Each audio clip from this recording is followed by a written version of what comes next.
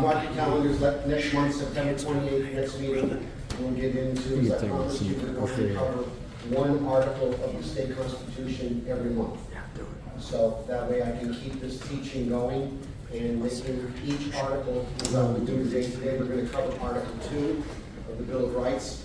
And my goal is by taking current events, making each of the articles of the Constitution relevant to ongoing public dialogue. Because as you know, whether we like it or not, the government machinery continues to click every day. And our responsibility is to oversee what they do, because they're doing it in our names. For those of you who've heard me say this before, I hate politics, but I found out something about politics, that as much as I dislike politics, that if I choose not to be involved, other people show up in my place and in your place. If you are not involved, and they make decisions about our lives that we really don't appreciate. And we don't appreciate how much encroachment or infringement upon our rights we've sustained until that horrible day falls upon us. So for that reason, it's so important. But again, the 28th, next piece of housekeeping, emails. Please make sure that you reach out to my administrative assistant here, Catherine. Make sure that I have your email. I want you on my email list to keep you abreast of ongoing changes with litigation, on updates, notes from these meetings, because I do prepare notes for these meetings. And so if you're on my email list, that way I can make sure that you get copies of those so that your self-study continues, because self-study is all there is other than my teaching, because it's not available in any institution in the state. That's one of my big long-term goals, is to turn that around. Once we come to the understanding that used to be part, see, we used to teach civics in New Hampshire, but they replaced it. They replaced civics. And you know what we have today? Social studies. And guess who defined what social studies are? The progressive left. And all of their friends. So yeah, it's a big problem. So anyway, also, if you can contribute, we're going to pass my donation jar around the room. You can help it. Yeah, and there's flyers. If you need a QR code for contact information for me, greatly appreciated. All your contributions are greatly appreciated because you keep this project alive. So thank you. We'll talk about that later some more. Update on my case. I filed my brief for the state Supreme Court on the 10th, just a few weeks ago. And so the state has until the 12th of September to reply. And that will be the next step in the legal proceedings. We'll see where all of this takes us, and those following the news, those in high places are eating their own right now. We have those of you following the Marconi case. If they don't dismiss the case, that case is going to force 5 judges, 1 former judge, the director of the Port Authority, all to be witnesses on the stand in this whole Marconi situation. So it's turning out to be a lot bigger of a problem than they ever anticipated. So for that, I'm grateful. I'm grateful that they've done it to themselves, and I had really nothing to do with it other than bringing my case. And if my case had anything to do with furthering the backlash and the conflict internally, then it's well deserved. It's well deserved, because this is a big problem. We'll be getting into that this evening, or this afternoon. So without further ado, I found something very, very powerful, and I figured the best way to do it is to not repeat, use the actual person himself. This is Newt Gingrich talking about the judiciary. Newt Gingrich. A very large number of the specific charges against Great Britain involve read the Declaration of Independence. A very large number of the specific charges against Great Britain involve dictatorial judges. The fact is the Founding Fathers deeply distrusted judges, and thought that the lawyer class was dangerous and that you could not give them unbridled power or they would undermine and destroy free society. Now, this is not some marginal position. Thomas Jefferson, asked about judicial supremacy, said that is an absurdity. That would be an oligarchy. And it's going to be dangerous because you see, if judges think that they are unchallengeable, they are inevitably corrupted. Corrupted in a moral sense. I don't mean taking money, but I mean in a sense of arrogance, in a sense of imposing on the rest of us. Lord Acton warned in the 19th century that power tends to corrupt, and absolute power corrupts absolutely. Notice he dropped the word tends. And the courts in the last 53 years have proven that Lord Acton's right. Because with each passing decade, the judges have become more hostile to the American tradition. They now openly talk about using foreign sources of information because, after all, the American Constitution is so old and so antiquated. A justice who believes that shouldn't be serving on the American bench. One of the major impediments and threats to democracy today is the very behavior of the law schools, which teach a usurpation of power in a way that is utterly unsustainable. Founding fathers designed our Constitution based on Montesquieu's concept of the balance of power. We're supposed to have 3 co-equal branches. There can be no supremacy if there are 3 co-equal branches, by definition. Otherwise, you have a superior branch and 2 inferior branches. But it's worse than that. If you read Hamilton in the Federalist Papers, he says the courts couldn't possibly take on the legislative and executive branch because they would inevitably lose. Jefferson is the most clear example of taking on the judiciary. In the Judicial Reform Act of 1802, the Jeffersonians eliminated 18 out of 35 federal judges. Didn't impeach them, just abolished their offices, told them to go home. Jackson, in a chapter in the Bank of the United States, which he said was a overly centralized form of power, think of it as the earlier Bernanke, was told, well, the Supreme Court has said that it's constitutional. He said, fine, that's their opinion. He said, I have a different opinion. I'm the president, they're in court. They get their opinion in court. I get my opinion in the White House. Lincoln spends a large section of his first inaugural address explaining why the Dred Scott decision may be the law of the case, but cannot be the law of the land, and Lincoln refuses to enforce the Dred Scott decision while he's president. Period. So people who come in and say, oh, as Nancy Pelosi once said, if the court speaks, it's as though God has spoken. Now, to be fair, having somebody from her branch of the party recognize God is an important step in the right direction. In the question of national security, in the last few years, the courts, I think, have become virtually out of touch with reality. The idea that the courts are now going to take on responsibility for defending the United States is a clear and fundamental violation of the Constitution and a fundamental violation of the executive branch's power, and the Congress should pass a law repudiating every interference of the courts in national security issues and returning them to the Congress and the President where they rightly belong. In 1942, a group of German saboteurs were landed in Florida and Long Island. They were all picked up within 2 weeks. Roosevelt brought in his Attorney General and said, they will be tried in the military court, they will be executed, it should happen within 3 weeks, and tell the Supreme Court if they issue a writ of habeas corpus, I will not honor it, and therefore they should not issue it. I am the commander-in-chief in wartime, they aren't. Congress has the power to limit the appeals I mentioned earlier. Congress can cut budgets. Congress can say, all right, in the future, the Ninth Circuit can meet, but it will have no clerks.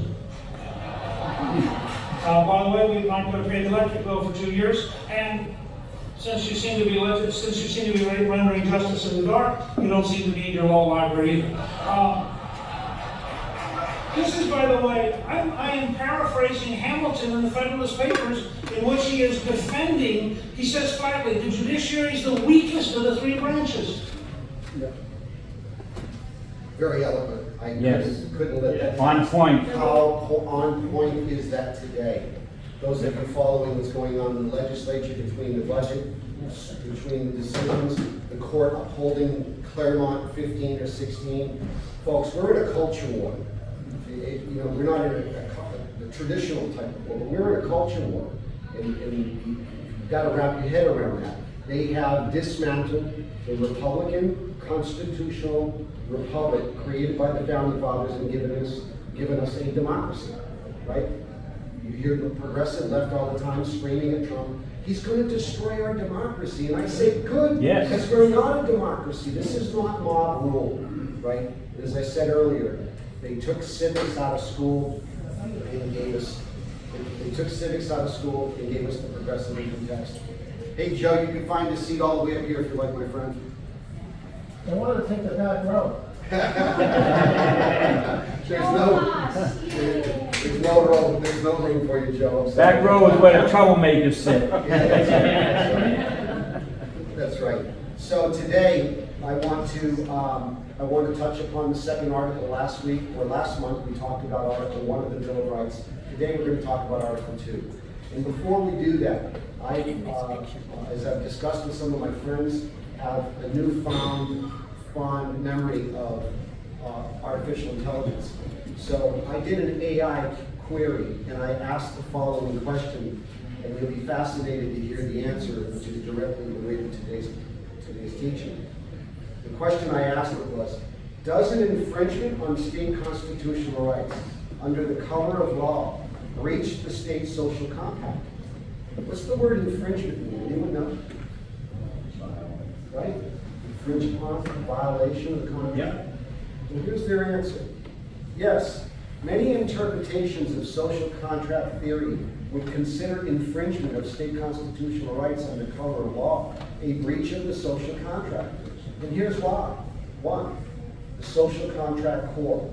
The social contract is an implicit agreement between people and their government where individuals consent to be governed in exchange for the protection of their rights and the maintenance of a just and orderly society. Number two, government's obligation. Constitutions, including state constitutions, serve as a foundational expression of the social contract, outlining the rights and limitations of government power. The government's core obligation is to uphold these rights.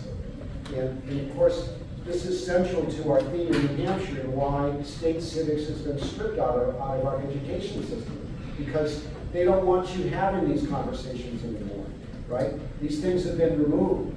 Like I said, during the progression from civics to social studies, what we had is a teaching of a socialist democratic society.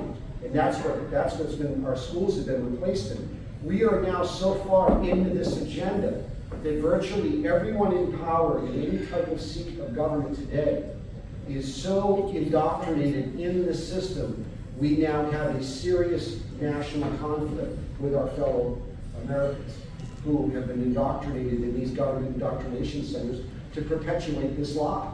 And back to what is it? It's a culture war. It's a culture war. Next issue, breach of trust. When government officials acting under cover of law, meaning using their official authority, even if they abuse it, violate those rights, they are seen as failing to fulfill their part of the social contract. Loss of legitimacy is the next point. Since violations can erode the legitimacy of government and trust of the citizens, and potentially leading to calls for reform or even rebellion if the breaches are severe and sustained. And that's where we're at now. You know, I've been advocating for a long time that as much as there's a lot of activity legislatively statewide, that there are some things that need to be repealed. For example, 72A and 73A.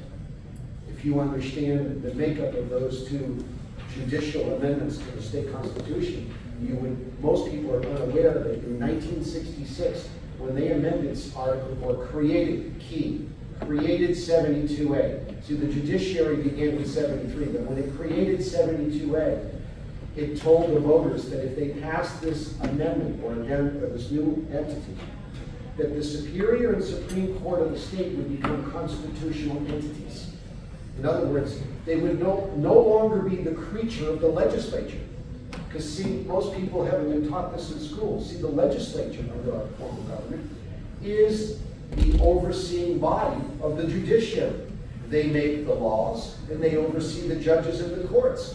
And just as Newt was saying, They have the authority without that 72A to do that very thing. So the Claremont decision, the whole court could have been replaced.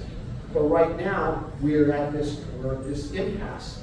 Then, of course, the next really bad move was 73A in 1978. 73A, check this out, folks. The following sentence was not in the voters' guide. The voters, just like the voters had no idea that 72A was going to surrender their elected representation and control of our judiciary, not only did they not know that, 73A, the following sentence wasn't even there. Quote, "The rules so proclamated shall have the full force and effect of law." The rules proclamated by the court.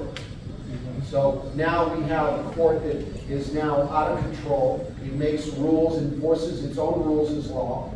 And so many of the people that I've met through the last 5 years of speaking in various places throughout the state, it's a repetitive pattern. The people who I've met who have been wronged by the courts, whether it's a property dispute, a landlord-tenant dispute, a divorce, a child custody issue, I could go on for hours because virtually everyone that I meet along the way has been motivated to get involved because, unfortunately, their number ran out. They became a victim of the system. They became a victim of the system. And so I will tell you, yes, Dan? Are 72 and 73A unconstitutional? Yes, because why? Specifically, if you apply, I made the proposal to several reps. I won't name any names, Mr. Bob here. We're going to propose legislation in the new cycle that any proposed amendment to the state constitution must be submitted to the voters 60 days before they get to vote on the question. Currently, what we have is the voters don't even know what they're about to face until they get their ballot. They're getting ready to cast their ballot, and they're being asked an amendment question, and they only have from the time they read it to finish marking their ballot to make it a critical decision. How is that a legal definition of informed consent? I would argue that it doesn't in anyone's dictionary. And so that's currently how a lot of these things were changed. The other thing was, Gerber v. King, remember I said the 72A was created in 66? That amendment, and those amendments, all of them, have already been struck down by a decision called Gerber v. King. Gerber v. King was, Thomas Gerber was the editor of the Concord Monitor, and he sued the city governor King at the time and said that one of those amendment questions was unconstitutional because what they did is they put multiple questions and gave the voters one choice when there's multiple questions. Any of you who've read my lawsuit, I point out that in 1976, the word domicile didn't exist in our state constitution until the amendment. And when they did that, they put 5 questions to the voters and gave them one yes or no choice. So this has been going on. This is where I uncovered. This is the beginning of my inquiry into voter fraud. It began with the 1960s, where I found that these changes committed by members of the Bar Association, because ultimately they would be the bad faith actors, they would expand their power as warned of by the founding fathers. And they did progressively, they just never stopped. They never stopped, and now we have the judge in the Claremont decision using the word cherish. Everyone knows what the word cherish means. It's not a complicated word. You don't need a PhD to know what the word cherish. Well, the word cherish isn't a state mandate to tax your property for government indoctrination centers, because that's what's going on right now, and it's sanctioned by the court. Any of you following this case, if you saw oral arguments, 2 of the justices of the state Supreme Court actually gave the state attorney general's office, the solicitor general, the opportunity to go down that road to repeal the Claremont decision because it's a bad decision. Everyone knows it. And he didn't. They gave him, they put it right there on the tee. It was like playing t-ball, and he didn't go there. Now, here's the problem. How, and I had a conversation on the way down here about how we have any of you engaged in holding public officials accountable find one thing very frustrating. That very frustrating entity, as I disclosed this afternoon to a friend, was the Municipal Association. Why? Because the Municipal Association has been created specifically to mitigate your tax burden. See, every municipality, which is a corporation, they all have to have a rider, right? They have to have a policy to keep them protected when they get sued. So in order to keep your premiums down, the insurance carrier thought it'd be a good idea to staff every community in the state with a lawyer under the guise of the Municipal Association. So whenever one of you citizen activists catches one of your local officials or higher acting inappropriately, they immediately face litigation to keep them protected rather than act in your best interest. Because see, they don't have an oath. Why? Because they're not working for you, but the public official is. And so, for example, I recently moved for the Attorney General's office to recuse themselves from my case. Whenever a public official is sued, there's a qualified immunity statute that says you have to meet certain terms and conditions in order to use taxpayer dollars to defend in a litigation suit. The Attorney General is statutorily required to do three things. He has to ensure, one, that the allegation against the public official is civil and not criminal, because there's no immunity from criminal conduct, right? They can't indemnify anyone from committing a crime. So it's got to be civil only, and it's got to be within the scope of their enumerated powers. Second, that the behavior was not wanton, or three, it wasn't reckless. If any of those things apply, then they can't represent you. Now, if the Attorney General is named in the suit, he can't make that decision. He has to appeal to the Executive Council and the Governor, and they have to authorize it. So in my case, they didn't do that. So for 4 years now, the state AG's office has been using your tax dollars to fight my lawsuit over trying to restore our election laws. That's wild. It's absurd. It's absurd. And look, folks, it doesn't end there. Each of you in this room is probably engaged in some type of pushback at some governmental level and is facing this opposition. I'm so frustrated when I get phone calls or friends who call me with school matters, for example, right?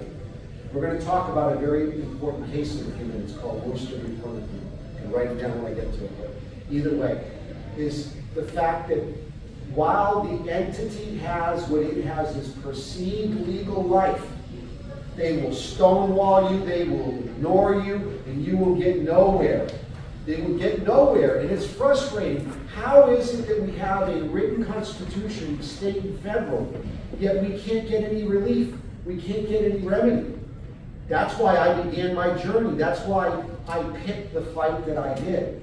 I realized that of all my rights, the one that I could get standing on was the manner in which we elect our public servants. Because, as Thomas Paine, was it Thomas Paine? No. Who wrote Two Treaties of Government? Locke. John Locke famously said, when government changes the way it gets itself elected or re-elected, it nullifies its very existence.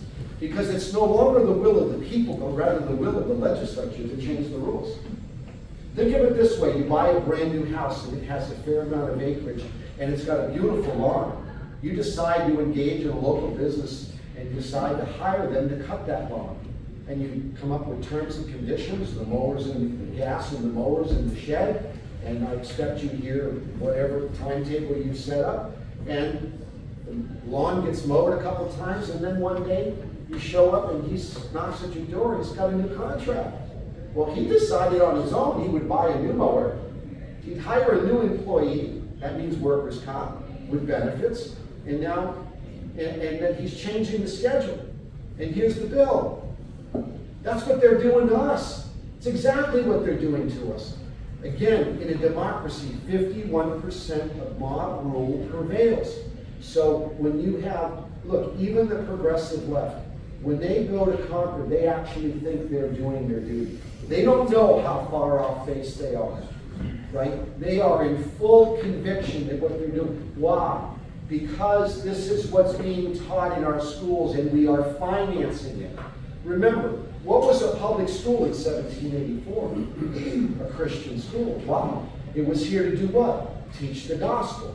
Why? Because they left the abusive practices of the crown, the English crown, the Catholic Church. They were fleeing those oppressive tools forced upon them. And so they didn't want that to be the case. So they wanted what? They wanted to be in control of what their kids were taught. I encourage all of you to read Article 6 of the Bill of Rights as written in 1784 and not its current inscription. Because again, in another book, if you want to look it up online, is the History of Education in New Hampshire. Here's another one, the History of Taxation in New Hampshire. Because we're going to get into that one next. But the History of Education, and the History of Education was mentioned by Judge Barak in the Claremont's decision.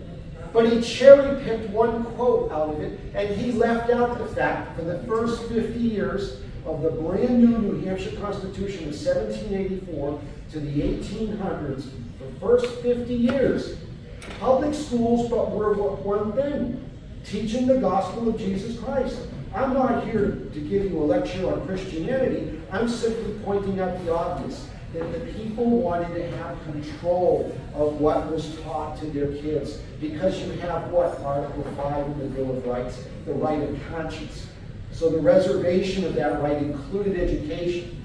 Where all of this changed, by the way, we're not going to go down that road in great detail, but for those of you who've heard of the Blaine Amendments, the Blaine Amendments were the conflict with Catholicism coming or growing here in North America, and the Catholic-Protestant conflict led to the existing Protestant hierarchy pushing back and trying to make it illegal to use tax dollars, right? If you look at Article 83 of this amendment, trying to use tax dollars to prohibit the use of tax dollars to teach the gospel, because the Protestants didn't want to allow the Catholics to teach the Catholics' interpretation of the gospel. So, but either way, it led to what we now know as secular education. So as a modification, the modification of public school being a teaching of morality and religion, becoming secular, was that bridge. That was the key element. But the thing is, the Supreme Court had a duty based on its own precedent, which was to look at Article 6 in 1784, where the exemption clause existed. The exemption clause said, hey, the town of Derry created a public school, and all those who are practicing Protestants can pay to go to that school. But guess what? I have an exception. If I don't want to go to that Protestant school, and I'm a Catholic, and I want to go to a Catholic school, I don't have to pay for your school. The judge completely left that out. That's how criminal the Claremont decision is. We live with this, and all of this time has passed, and now we are on the verge of civil war when we look at the progressive left and their social rantings, where they want to cause us physical harm and think it's okay because they're losing their minds. Why are they losing their minds? Media. Because they were taught this in school. No, media makes it worse. Media compounds the problem. But they learned this early on. Wasn't it Sigmund Freud that famously stated that in order to control a child for the rest of his life, let me indoctrinate him early on, right? Yeah. Let me program him as a young child, and I can get him to do whatever for the rest of his life. That's going on here, folks.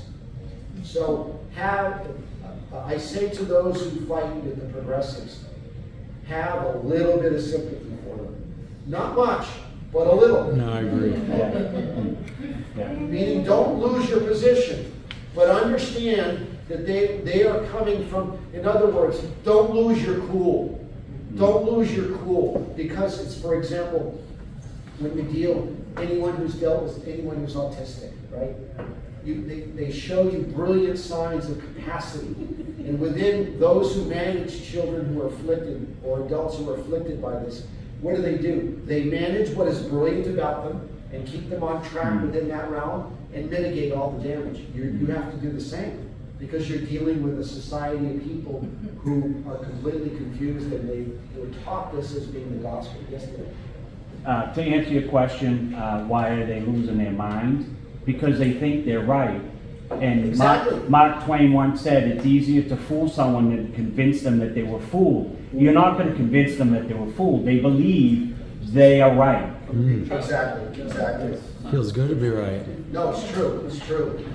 So, but this is the underlying issues we deal with. So, in essence, when the government violates our rights or infringes upon our rights, when state government or its agents violate the constitutional rights as citizens, it is seen as a betrayal of the fundamental agreement that grants government its authority and its legitimacy. That's what I want to talk about with the tax, with not only our education system, but taxing, because that's what we get to the heart of in all of this. So last month, we talked about Article 1. All men are born equally free and independent. What's the key first two words? All men. That's everybody, right? And then it says, uses the word again, all government of right. Does this say some? Nope. That means all, right? What are they saying here? What they're saying is, we the people in our written constitutions are sovereign people. We've written the laws of the land. Can your public servants write the laws of the land? No. Why? Because that power is retained by we the people. We are the author of the instrument, right? So that's what we covered last week, and the important second part of that was founded in consent. So when we move to the second article, and that's today's point, is Article 2. All men have certain natural, essential, and inherent rights, among which are enjoying and defending life and liberty. I'm going to pause there. Who does all the enjoyment? All men. People. Right? Remember, the Bill of Rights is your private property. In exchange, in Article 3, which I'll get to in a few moments, Article 3 talks about when this document no longer applies to us, right? But when you look at it from that point of view, you're the one responsible for that. Every lawsuit filed against the police department or government actor for failure to protect always loses. Why? Because they have no real duty. If someone gets harmed in front of a police officer, it's happened many, many times, where someone's suffered personal injury in front of a government actor, and they sue them. They don't get anywhere. So you've got, why? Because law enforcement, as its name implies, is a reactionary force, right? It's not there to protect your rights. That belongs to you. That's a reservation of your rights. And then to continue, acquiring, possessing, and protecting property. That's not in the Declaration of Independence, right? The Declaration of Independence said enjoying life and liberty. That was a compromise made in the convention, just so you know, little side note, that the property owner, but acquiring, possessing, and protecting property. What's that look like? And he goes on to say, in a word, seeking and attaining happiness. Homework assignment following. I want you to look up James Madison's essay on property. It's written in 1792. I'll read it to you this afternoon. Because this is what they meant. When we talk about taxation, in 1784, there were two taxes. The government had two capacities to tax you. A state tax, property tax, and a poll tax. Poll tax was a very broad tax. Okay? And why? Anyone know why? Why were these taxes in place from the very beginning? What is the first original intent of you paying any tax? Exactly right, for your common defense. See, the king had a great gig. By stealing land all over the globe and sending his military to enforce the theft of that land, he sent many countrymen to North America. And what did they do? They settled at Plymouth Rock, they settled in Jamestown, and they kept growing. And how did they continue that conquest? Because everyone that they planted here had to have protection. So the beginning of taxation, see, taxation is a protection racket. From beginning to today, from the very beginning to today, you have to ask yourself, how much protection do you want to buy? How much do you want to pay for? Because I can tell you that we're all buying a whole lot more than we ever signed up for, right? Because that's what's going on. Because Milton Friedman famously said, I love this quote, there are 4 things government should do for you. Only 4 things. 1, to protect you and your family from invasion, homeland security. Think of it from that perspective, national defense, right? Number 2, to protect one citizen from another. Or protect one citizen from a group of other citizens who want to do what? Decide through coercive methods to take your bicycle because a group of them said it was okay, right? So again, and why does government not do a good job of protecting one citizen from another? Because it spends too much time doing everything it ought not do. If it focused on doing the things it ought to do, it would do a better job, but it doesn't. I digress. But this is the inheritance we've all have been born into, because believe me, folks, the majority of all these changes that I've uncovered were all long in place and long in design, long before I ever came along. I've just unraveled the puzzle, and I'm able to articulate it. But number 3 is to establish the rules, property rights. What are property rights? That's number 3. And guess who does that? The legislature, right? So that's the 3rd thing government should do for you, to establish what the rules of the game are. What are property rights? And the last one are courts of law to adjudicate 2 and 3. Controversies between 2 citizens. Or, number 3, controversies over property, or property disputes or boundaries. Okay? And that's the limited constitutional government, because virtually everything we have in existence today is, the majority of it came to us because of the FDR New Deal. If you chase that back to the 1930s, you will discover that the massive growth, yes, there were things done post-Revolutionary War, and for the first 100 years, I get it, there was, the 14th Amendment, there was a Civil War, there were a lot of things that happened, but the majority of administrative government all came to us because of this massive growth out of the New Deal, because it was appealing to a bankrupt nation. So that gets into another story, I won't go down that road. But back to protecting property. So James Madison had the following to say. This term, in its particular application, means, quote, that dominion one man claims and exercises over the external things of the world, in the exclusion of every other individual. It is larger in just meaning, in other words, property. In its larger and juster meaning, it embraces everything to which a man may attach value and have a right, in which it leaves to everyone else the like advantage.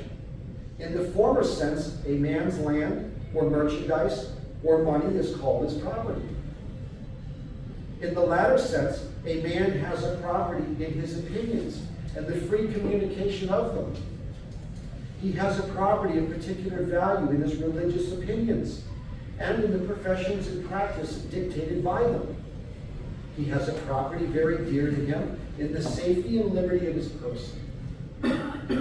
He has an equal property in the free use of his faculties, in free choice of the objects of which to employ them. I would sidebar here. The poll tax, this is one of the things that the poll tax was attached to. If you were a carpenter and you were a preacher, you paid a tax, you did not. But faculty capacity, if you were a professor or a teacher, right? And on down the line, because it was based on paying your fair share. Because if you've got more stuff, you've got more stuff to protect and you need to pay more. So there's nothing new about this. You know, as King Solomon famously said, there's nothing new under the sun. So we're dealing with history repeating itself. And what is the old saying? Those who don't know their history are doomed to repeat its mistakes. And so I digress. Back to Mr. Madison here. In a word, as a man is said to have a right to his property, he may be equally said to have a property in his rights. Where an excess of power prevails, property of no sort is duly respected. No man is safe in his opinions, his person, his faculties, or his possessions. Where there is an excess of liberty, the effect is the same. though from the opposite cause. Government is instituted to protect property of every sort. Back to Article 2, that's why I'm covering this, right? What was meant at the time this document was written? What were they talking about? To acquire, possess, and protect property. Government is instituted to protect property of every sort, as well as that which lies in the various rights of individuals, as that which the term particularly expresses. This being the end of government, that alone is a just government, to which impartially secures to every man whatever is his own, and so on. I'll leave you all to read this as your homework assignment, so that when you realize it wasn't just a state tax, and it wasn't just limited to that, but the point is foundation. I take everything back. I use the same tool the Supreme Court of the United States uses, which is always look at the founding instruments and what was written and said and talked about at the time. So I'm not going to move on. We move on from there. Time purposes.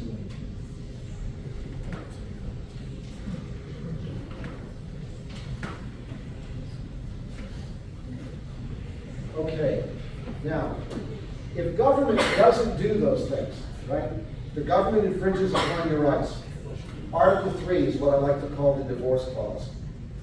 When men enter into a state of society, they surrender up some of their natural rights. Well, what are those natural rights? I just told you what they were, right? Enjoying and defending life and liberty, acquiring, possessing, and protecting property.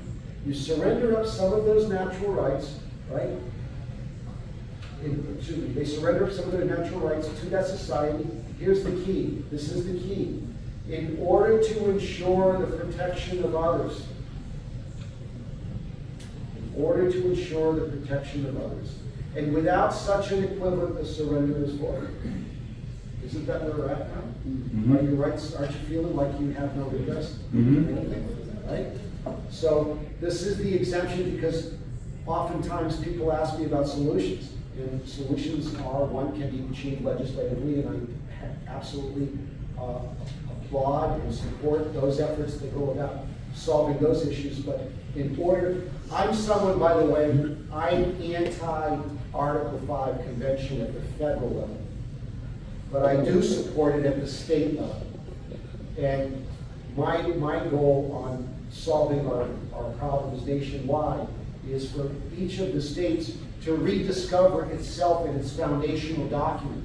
Because until the states can push back the federal government that it created, it is in no capacity to send a whole bunch of lawyers to go amend the U.S. Constitution and make it worse than it already is. Because there are weaknesses. It wasn't the perfect document. If you read and you study the conventions of all 13 states, when the U.S. Constitution left Philadelphia in the summer of 1787 and was sent to all the legislatures of the several states, they debated this document at great length. And Patrick Henry and George Mason refused to sign on in Virginia. That's one of my favorite studies because it explains that they foretold that the judicial branch, as written in the U.S. Constitution, would ultimately destroy the sovereignty of the states. And that's what's happened to us, folks. The states have been bribed into capitulation, and that's how we have all of this overreach. But there's good news. Anyway, next, who are you? Who are the people? What is your status, right? There are, when you look at elections, there are elections to amend the Constitution that only apply to you. Okay? Your government can only prepare or propose amendments. You've heard of CACRs? Right? Anyone follow the legislative process? Right? It's a proposal by the legislature, and it can do it in every session. It often does. Proposes amendments to the Constitution. Most of them are dangerous. Some of them well-intended, like right to know. Right? Let's talk about right to know. What's happened to right to know? Right to know is now manipulated by the legal class as an absolute limit on Article 8. But I'm going to touch upon it in a second. I just want to reinforce, who are you? The Bill of Rights says the following, Article 7. The people of this state have the sole and exclusive right of governing themselves as a free, sovereign, and independent state. Who? The people. And what are they declaring? They're declaring this to the world at large. Because this document was ratified October 31st, 1783. The U.S. Constitution is yet to be written. So it's a global declaration because each of the 13 colonies after the Declaration of Independence all wrote constitutions declaring themselves to be this same thing. Free, independent, and sovereign states. They all became sovereign countries at that time. Okay? So this is making that important point. But again, this power is retained by you because it says so. So you have the exclusive right of governing themselves as free, sovereign, and independent state, and do, and forever, not sometimes, forever hereafter, shall exercise and enjoy every power, jurisdiction, and right pertaining thereto. Can they make the language any stronger? No.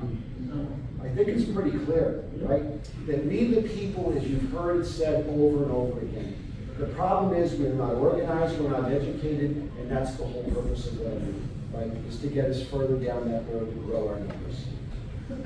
So to finish off Article 7, which is not or may not be by hereunto. I'll start over. And enjoy every power, jurisdiction, and right pertaining thereto, which is not or may not hereafter be by them expressly delegated to the United States of America in Congress assembled. Now, ask yourself, I've pointed out that the U.S. Constitution wasn't written. What Congress are they referring to? Anyone know? Continental. Thank you. That's exactly right. Because the Continental Congress was formed by what? The Articles of Confederation. Yes. Well, that body was meeting, and it made itself formal by the Articles of Confederation. So the point is that they were also making another point. That unless we, the people, give the federal government, which what the Articles of Confederation, once it's modified, it becomes the U.S. Constitution, right? It's all about what? Powers we delegate, right? Today, we know that is Article 1, Section 8 of the U.S. Constitution. Those are the enumerated powers. There are 17 of them. And as both Alexander Hamilton and James Madison famously have said in the Federalist Papers, the powers of the federal government are few and well defined. Anyone who studies the ratification of the Federal Bill of Rights will learn that there were, one of the things that came out of the ratification debates is half of the states were concerned that if we gave the federal government any more power, that it would ultimately abuse its power. And so half of the states said, hey, we'll agree to this new form of government, but we have these conditions. New Hampshire, by the way, had 12. I challenge you to go read them. And it's available at avalonlaw.com. It's Yale Law School. It has all of your original documents going back to the medieval period.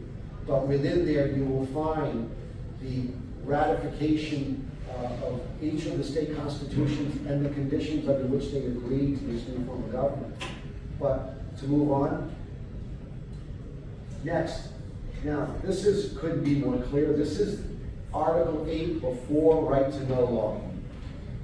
All power, not some, all power residing originally in and being derived from the people. But doesn't that reinforce Article 1 that says all government right originates from the people? Yes. It's not an accident. It's making a very strong point here in a moment. All magistrates and officers of government are their substitutes and agents, and at all times accountable to them. That's pretty strong language. Why did it need to be modified? Why do we need 91A? Because now 91A is being used to restrict our access to governmental records. Because just like they tried to cheat with me, when I sued my local town and I said, hey, when I went to vote, I warned you shouldn't use a voting machine, and you went ahead and ignored me anyway. And so when I called you out on it, you said, well, my lawyer said if you don't use the voting machine, you don't get to vote. So when I sued over this, the Supreme Court, in order to protect the local municipality, decided to say, you have no constitutional right to have your vote hand counted. Well, hold on a second. That's a lie. Let's look at the facts of the matter. Too lazy. Part 2, Article 32, is the definition of the election process. You have 3 local election officials who are constitutional officers. Your moderator, your selectman, and your town clerk, okay? The moderator is constitutionally required to sort and count the votes. Now, in 1784, were there any calculators? No. Was there any electricity? Nope. Was there any capacity for a moderator to count ballots in any other way than for him to examine the ballot, make sure that he understood the voter's intent, and guess what? Have 2 eyewitnesses. Because see, the selectman and clerk are there to attest that he examined those ballots, that he properly counted them. Mm-hmm. Can a machine swear in court that the count is accurate? No. You can't, can it? And can the moderator and can the selectman and the clerk swear that the moderator did his job if he did in fact sort and count the votes? No. And by the way, once you add absentee ballots to the whole mix, who's going to examine these ballots? And what rules are we going to put in Robots. place? Yeah. Should we create a ballot block commission and an elected body of bureaucrats? See where I'm going with this? This just never ends. Put it This through has been the, done in every corner of our lives. run them through the machine again and see if you get the same answer. Right, right. And then, They've already the proved worst that part of it way. is, as soon as, see, the moderator is supposed to do 3 things when he gets an absentee ballot. A, ensure the voter is on the checklist. Well, now, breaking news, the Chinese were printing photo IDs and printing absentee ballots and flooding America with those in Bingo. 2020.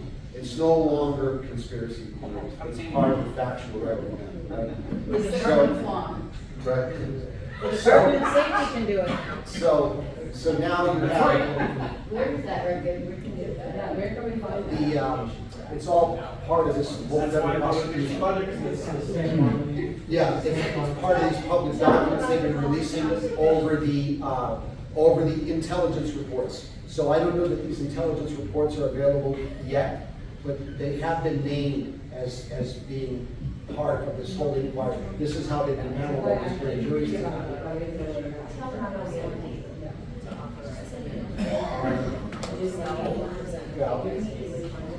The investigation. Oh, I don't know. Lost me on that one, but I'll come back to it. So anyway, Article 8. So I think I made the point there, but things have gone on. But Article 8, that's what Article 8 says. Now, Article 10. Article 10 is one of my favorite, right of revolution. But the very first sentence tells you why your government exists. The very first sentence, it says following. Government being instituted for the common benefit, protection, and security of the whole community. That's it, one sentence, right? Then you say DHS, No. this agency and that agency. No. I know I've said it before, and forgive me for those of you who've heard me say this before. In 1850, the state legislature proposed, there was a constitutional convention, and the members of the convention proposed 12 amendments to the New Hampshire Constitution. And 5 of them, to shorten this, are really relevant to this dialogue. 1, shall we get rid of the executive council? 2, in its place, shall we elect a lieutenant governor? 3, shall we create a Department of Education? 4, remember the year is 1850. Shall we create a Department of Agriculture? Number 5, should we have a Department of Railroad? Railroads were big in 1850. It was a big deal, right? So was agriculture, right? And so was school. And they woke up the next morning after the election was over and found the voters said, no, we're not giving you any more power. See, this is the underlying issue. If I can get the voters of New Hampshire to understand that unless you, the people, give them authority to do things that they're currently doing, it should be nullified, null and void. And when we get to the end of the story here, we can use what Magna Carta gave us as a tool. Withhold your taxes. There's a peaceful resolution to this. What did we get out of Magna Carta? What was the resolution? That if the noblemen, Knights of the Round Table, served the king notice, he had 40 days to do what? Comply or do what? If he didn't remedy the grievances, they had the capacity to withdraw their allegiance, and withdraw their alliance by contributing to the whole expense of the entire, and if necessary, attack him militarily. That's the power, that's an old, that comes from Magna Carta, 1215. It's not a new concept. So the fact that it reappears in 1784 from a bunch of Englishmen who held the 1100 Charter of Liberties, the 1215 Magna Carta, the Petition of Right in 1628, the Grand Remonstrance of 1648, and the English Bill of Rights in 1688. Those 5 documents make up the genealogy of the U.S. Constitution and the state. Chris Ann Hall, I've given you guys this link before, those of you who've not heard me say this, she does a brilliant teaching on this. You need to know what all of these, see, the U.S. Constitution, the state constitution, we're not the byproduct of a magic pepperoni pizza. Okay? They just didn't need some magic mushrooms. Okay? That's not what happened here. This was the 700 years of human history, of understanding when kings and tyrants get out of control. When did they land here in New England? 1620. How much time from then to Declaration of Independence? 150 years. A lot happened between them. Okay? And what did they do? They brought those, I won't even mention her name. Don't mass up New Hampshire. We kept hearing that throughout the campaign. But guess what the founding fathers of New Hampshire did? They brought their politics with them. They brought their way of life. The only thing they tried to leave behind were the practices of the English church, right? And the control, using the confessional, using religion, and controlling the society. Right? They're using religion for control? Yes. No way. Yeah. Say it ain't so. But that was one of the few things. And so, what would they learn from this process? All right, then no more Bible in school. How do you like that? So what would they learn from Might this be process? writing a new one soon. Repeated injuries. And we find them all laid out in great detail in the Declaration of Independence. And what was it all about then too? A big part of it, taxation. Right? The Stamp Act. The passing of laws willy-nilly to justify more government. And if we can justify more government, we can do what? Get more money out of it. We'll get to this in Article 12 in a moment. But this is Article 10, Right Revolutions. That's why government exists. And ready? And not for the private interest or emolument of any one man, family, or class of men. What do you do in English? I opened up with Newt Gingrich for a purpose. Why? Why? Because he warned us, right? It's not new. The Bible warns us to be weary of 3 groups of individuals. Who are they?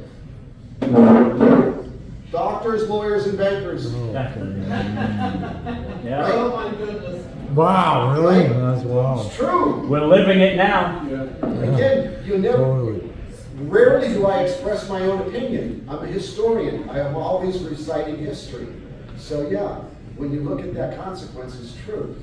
So anyway. COVID, government, So the IRS. what do we have? Oh, and I have another short audio for you in a moment to finish this up. Not for the private interest or emolument of any one man, family, or class of men. Therefore, when the ends of government are perverted and public liberty manifestly endangered, in all other means of redress are ineffectual. Aren't we there now? Yep. Is there any left? My case is it. Yeah. And my case was brought for this specific purpose. I began by the first right of redress we have in the Constitution. Part 1 of the Bill of Rights, Article 32, is the right to petition your state legislature for redress of grievances and or to remonstrate when your government does something it ought not do, right? So what do we have? We have a historical record of this. You know, there's a famous internal document submitted by the House of Representatives that shows that there was 180 years and nearly 18,000 petitions for redress of grievances. Your legislature, before the two-party system hijacked your legislature, used to gavel in every day. The speaker would gavel the body into session, and you know what the first thing he would do? Redress of grievances. Call for the petitions from the people. Yep. Their representatives, because they came on horseback, Wow. right? And they would do the people's business first and the legislature's business second. Wow. This is a recurring theme. Right? Before they elected their speaker and a clerk was the very first thing they did. Right, Yeah. so this has been stripped, so my first lawsuit was over the right. So what I did is I wrote a remonstrance, brought it to the legislature, served it on all the relevant parties. I started with the clerk of the House, really made him mad, made him enemy for life, because he didn't know what the word remonstrance even meant, or that it was even in the Constitution. I forced him to sit down in his laptop and look it up, and to his dismay, I was right, he was wrong, and he was pissed. So that's what ended up happening, and so it led to a wonderful series of events. I would wait a month after doing this, I would give him a copy. I went to the Senate clerk, went to the governor's office, went to the speaker of the, the Secretary of Secretary of State. State. And I think those were the first three. And I think the Attorney General as well. So I served everyone involved and said, hey, these election laws changes are unconstitutional, and I want you to fix them. I did that on purpose, right? Because I knew what they were going to do. I knew that they were going to deny me. I would never prevail. That I would go through this process, and everyone said, Ian, don't waste your time. The courts are corrupt, you'll never get any justice. And I prayed about it, and I prayed about it, and God said, you know what? I got it. You just do what you do. You put them on notice. I've given you a brain and a capacity to do the things that you're doing. Do it. I'll handle the big stuff. So I set about doing it with a three-pronged attack. One, go through the process anyway. Number two, document it along the way. And number three, prosecute them in the court of public opinion. Because nations are only changed one of two ways: ballot box or bullet box. Those are the two ways you change a country. And so, wanting to keep it peaceful and go through that process. But also, Article 10 taught me something else. When all effective means of redress are no longer effectual. If I didn't go through the process, I would never be able to say, I gave you a chance. And you did what? You denied me. See, by denying me. In my case now, I expect the court to do the wrong thing, but in doing the wrong thing, they nullify their very existence under Article 10. Yep. They make themselves null and void. And that was my full confession. I know I'm on audio tape. I did it on purpose. I did it on purpose because I knew that unless I was willing to hire a member of their society, that I could never get justice. Yep. And that's what all of you face. And so even though I've denied some who've come to me with personal legal controversies, even though the controversies were legitimate and of great value, and it breaks my heart to say no, for two reasons. One, knowing that the bar will come after me for practicing law without a license. But two, that one, at the time, I've gotten a lot better, but at the time I felt very incompetent to take someone's life in my hands, their money and their freedom, and take on the establishment without having gone to school to know how the establishment works. So for those two reasons, I wouldn't take on cases, but that's changing now. Yes, Dan? Is your election law case the only one still active, including all of Trump's and everybody else's? 62 cases in the United States have been filed, and I'm the only one left. Yep. He's the last man standing. The only one. I know. And I think it's 68 or 69 cases, but who's counting? We've been tracking them all along, and they have systematically, I felt so bad with Sidney Powell. Right. Not Lawyers who took on the cases, they did The them. lawyers that took on the cases all got referred to the Bar Association for disbarment proceedings. And Sidney Powell, they fined her, this is the Bar Association, $110 million I know. for filing voter cases. The bottom line is it's because they worked within the system Right, and you didn't. right. The advantage I also have is because I don't have a bar license, they don't have anything to take from me. They don't. They can't put me out of business. Right. Only That's- attorneys are afraid. That's how New Hampshire does All it. been taught. Yeah. Don't you're more than afraid. Oh, tell me. Right. And I'm only defending one of my individual rights, and I put myself in position by putting them on notice. A very wise person gave me some advice about trespassing, and that is that if anyone who watches One of my secret little guilty pleasures is watching these confrontations between people and law enforcement. And the various things that are said that work and don't work. But anyway, I lost my way, where was I? Too busy laughing. Oh, trespass. So you notice that whenever you get an engagement with a law enforcement officer, the first thing they do is they give you a verbal notice. The owner has told you that if you stay here, that you're not welcome and you need to go. If you don't go, I'm going to arrest you. Mhm. You can do the same with your rights, and I use the same tactic in law because it applies under common law principles. Because that's exactly the language. They infringed upon my rights because I have what? Enumerated rights. I have the right to a fair and equal election process, and they were depriving me of that process. And because it is the most sacred right by which government draws all of its authority, I always say to people, where does it get its authority? Every time we vote. I was so frustrated in 2020 or 2022. Don Bulldog ran for U.S. Senate. And I became friends with him along the way. And I was so frustrated, I said, you know, I really don't want to vote. I said, because the fact of the matter is, voting is the illusion of a choice. It is strictly done for the pretense of giving you the illusion of a choice in order to secure your consent for 2 more years of screwed up government. Because as soon as you vote, you said yes. And you said, okay, I'm giving you power. And so, but in the end, I did vote. I only voted for a few offices. I didn't vote for the others because I was so ticked off with the status quo. And I had rhinos in my district who I wouldn't support, and I simply withheld my ballot. I didn't vote for them. But I know what it means. I know what the consequence was, but my stomach couldn't tolerate a vote for some of these people. But either way, so what does Article 10 tell us?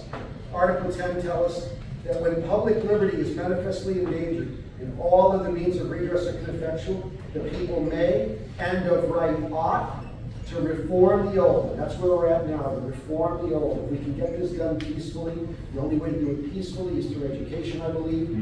And to reform the old and establish a new government is necessary. And you know, one of the ways to do it also is to move a brand new convention independent of the existing body. Bill Gardner, before he left office, I asked him an important question. I said, if we were to invoke Article 10 and have a convention and to start over again, what would it cost for a paper ballot election? He said about $150,000. That would be the cost to do a statewide, only allowing state citizens to participate and to do a constitutional convention to make some of these corrective measures. And how much for the machines? No machines, paper ballot, hand count. Right. How much do they pay? Millions. Don't know. Millions. About 9,000 a machine, so if you figure there's 103 municipalities that use them.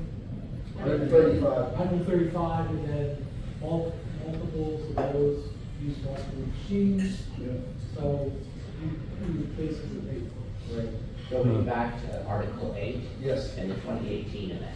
Yes. It restored, and we use the word restored, taxpayer standing. Right.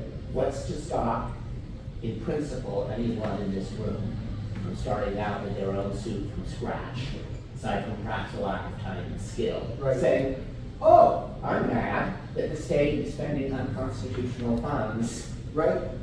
Nothing prevents you, nothing other than time and knowledge.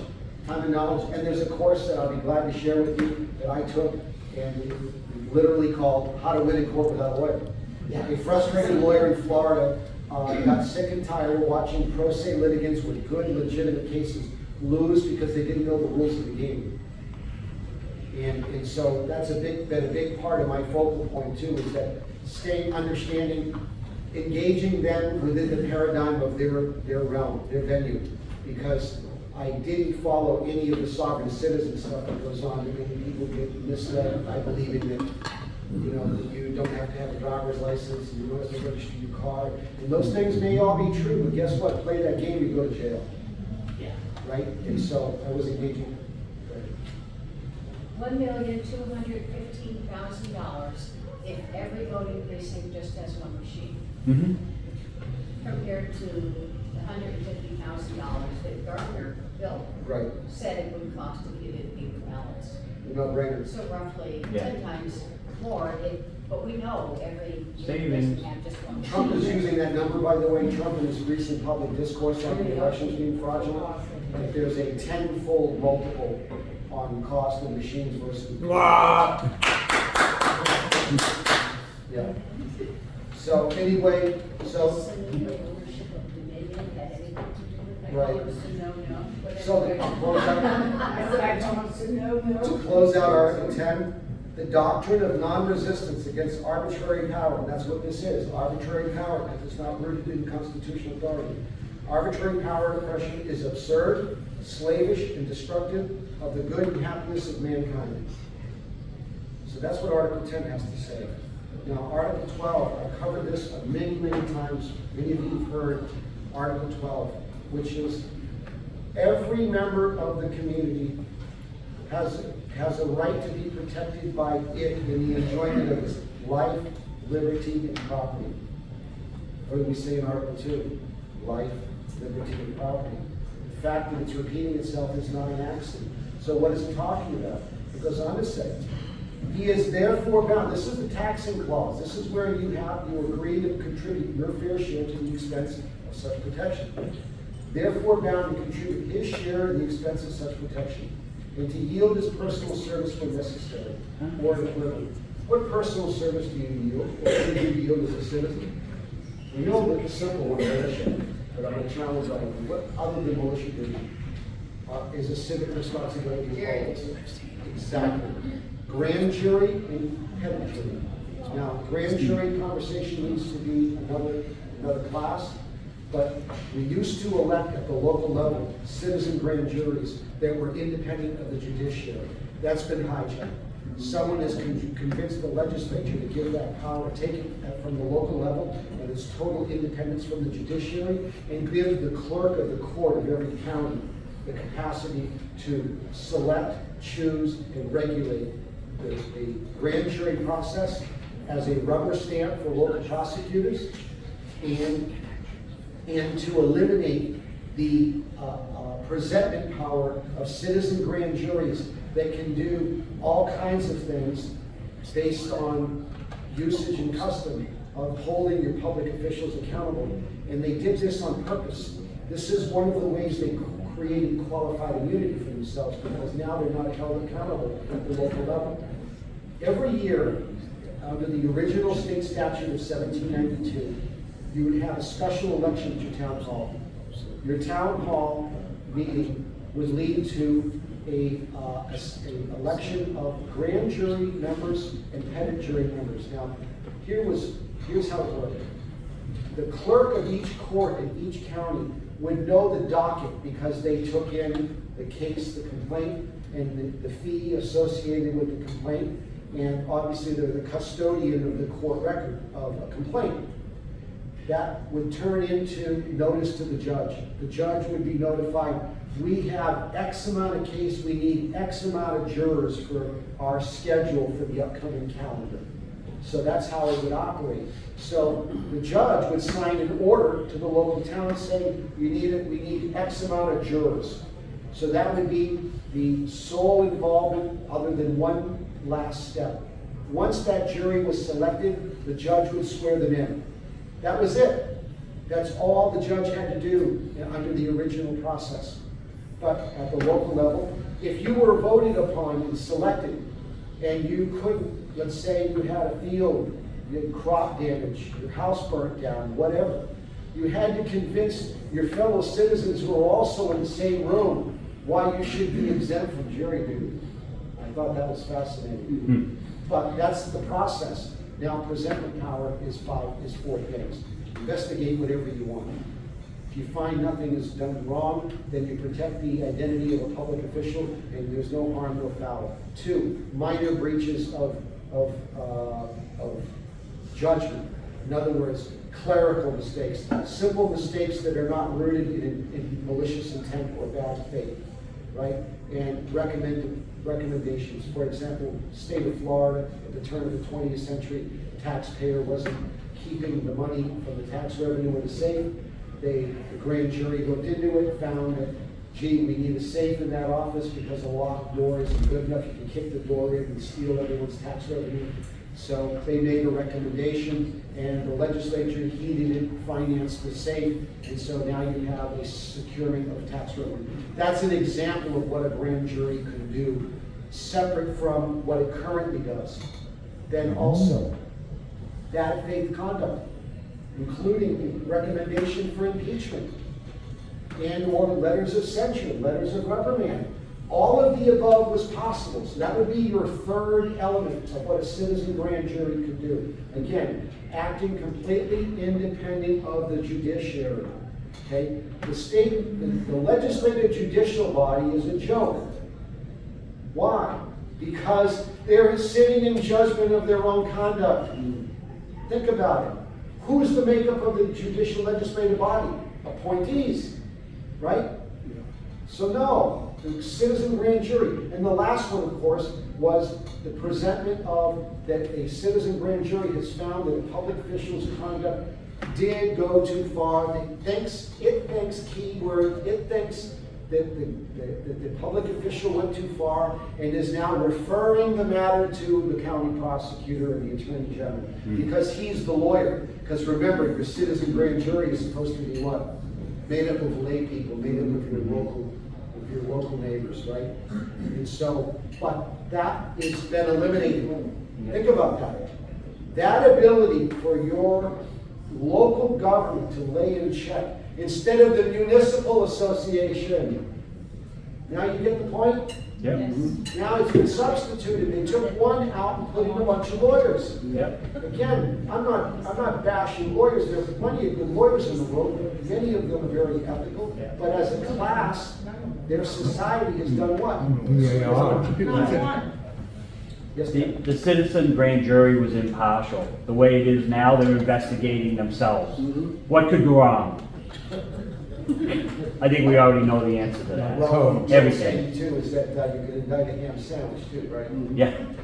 So, but anyway, I digress. I didn't want to go down that road, but back to Article 12.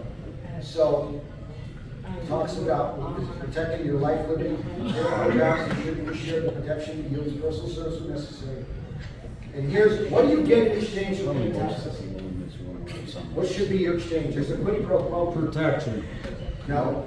Road. Yes, but that's not what I'm looking for. What I'm looking for is the taking clause.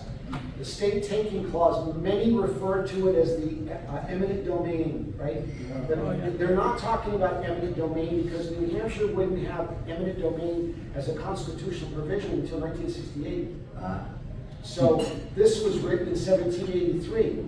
This is called the state's taking clause.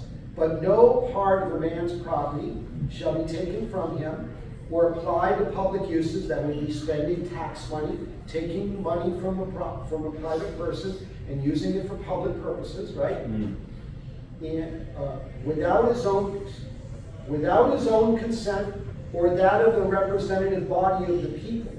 Does that say the representative body of the legislature or the No. people? No. People. Why do you think I took the time to explain who you are? You're one of the people, you're one of the sovereign, you're one of the people who is the author of this document, right?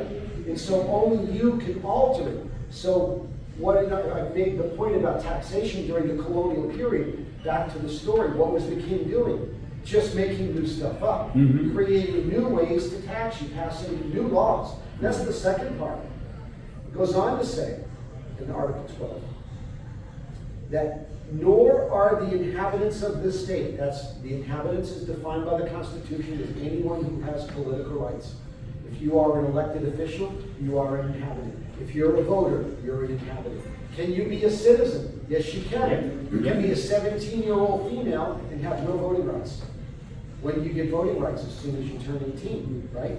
So someone below the age of consent, or below the age of 18, would be what? A citizen of the state, still entitled to its protection, but it doesn't enjoy political rights.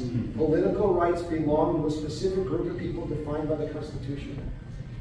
gentle nudge. It's 2:30. Yes. Just to let you know where you're at. You mentioned you want to say something. Are you willing to? Yes, And did you bring up today your case where you're at? yes, the case has already been done. So, this is a brilliant woman who wrote the following, or not following. I saw this, and I saw it before, and I had to play it again. Authority. I must have read it. She's given 6 You've got minutes. 5 minutes. If you would, please make sure your green light is on, and then state your name and title for the record. Thank you. It is I. My name is Publius Holder. I'm a retired litigation attorney, and I write on the original intent of the Constitution using the Federalist Papers. I do not go by Supreme Court opinions because for 200 years, the Supreme Court has been ignoring the Federalist Papers and the Constitution our framers given, and they have gone off on tangents of their own which have nothing to do with the Constitution. The Attorney General's opinion begs the question. He states that states can't nullify acts of the federal government which are authorized by the Constitution, but then he completely fails to cite article, section, and verse, clause, where the Constitution delegates to Congress authority to restrict our arms. When we ratified the Constitution, we created the federal government. We listed and enumerated every power we granted to our creature, the federal government. Article 1, Section 8, clauses 1 through 16 lists most of the powers we delegated to Congress for the government, for the country at large. We didn't put on our list that our creature could restrict our arms. We didn't delegate this power to Congress because our framers wanted the American people to be heavily armed. Alexander Hamilton and James Madison write about this in the Federalist Papers. In Federalist Paper number 46, James Madison writes, why the American people are armed. It is so we can defend ourselves, our communities, and our states from the federal government in the event it becomes tyrannical and oversteps the constitutional limits on its powers. In Article 1, Section 8, Clause 16, pursuant to that, Congress passed the Militia Act of 1792, where they required every able-bodied male citizen between the ages of 18 and 46, except for federal officers and employees, to buy a rifle and ammunition and report to their local militia for training. Pursuant to Article 1, Section 8, Clause 11, Congress is authorized to issue letters of marque and reprisal. This is what authorizes private warships to make war on our enemies. These were the privateers who fired on British ships during the War of 1812. Our framers contemplated a people who were heavily armed. That is why we never delegated to our creature authority to restrict our arms in any fashion whatsoever. And when the federal government attempts to do so, they are usurping powers which they do not possess. The Attorney General goes by court opinions, not the Constitution. There is a vast gulf between the two. We have 200 years of Supreme Court opinions, and Mr. Chairman very kindly shared some of these 200 years of Supreme Court opinions, which have nothing to do with the Constitution. Charles Evans Hughes said over 100 years ago, the Constitution means what the judges say it means. That has been the prevailing dogma ever since, and generations of lawyers have been indoctrinated with this lie.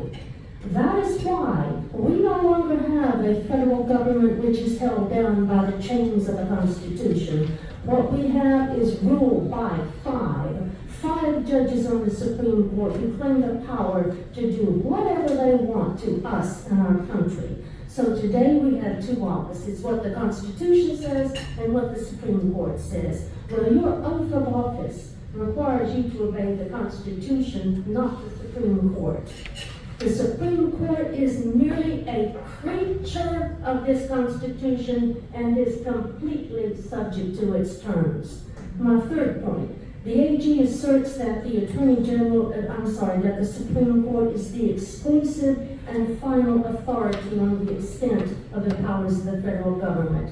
But our framers knew that Supreme Court judges were as likely as anybody else to be corrupt, usurp powers, and act lawlessly. So Congress, the President, and the states all have checks on the Supreme Court.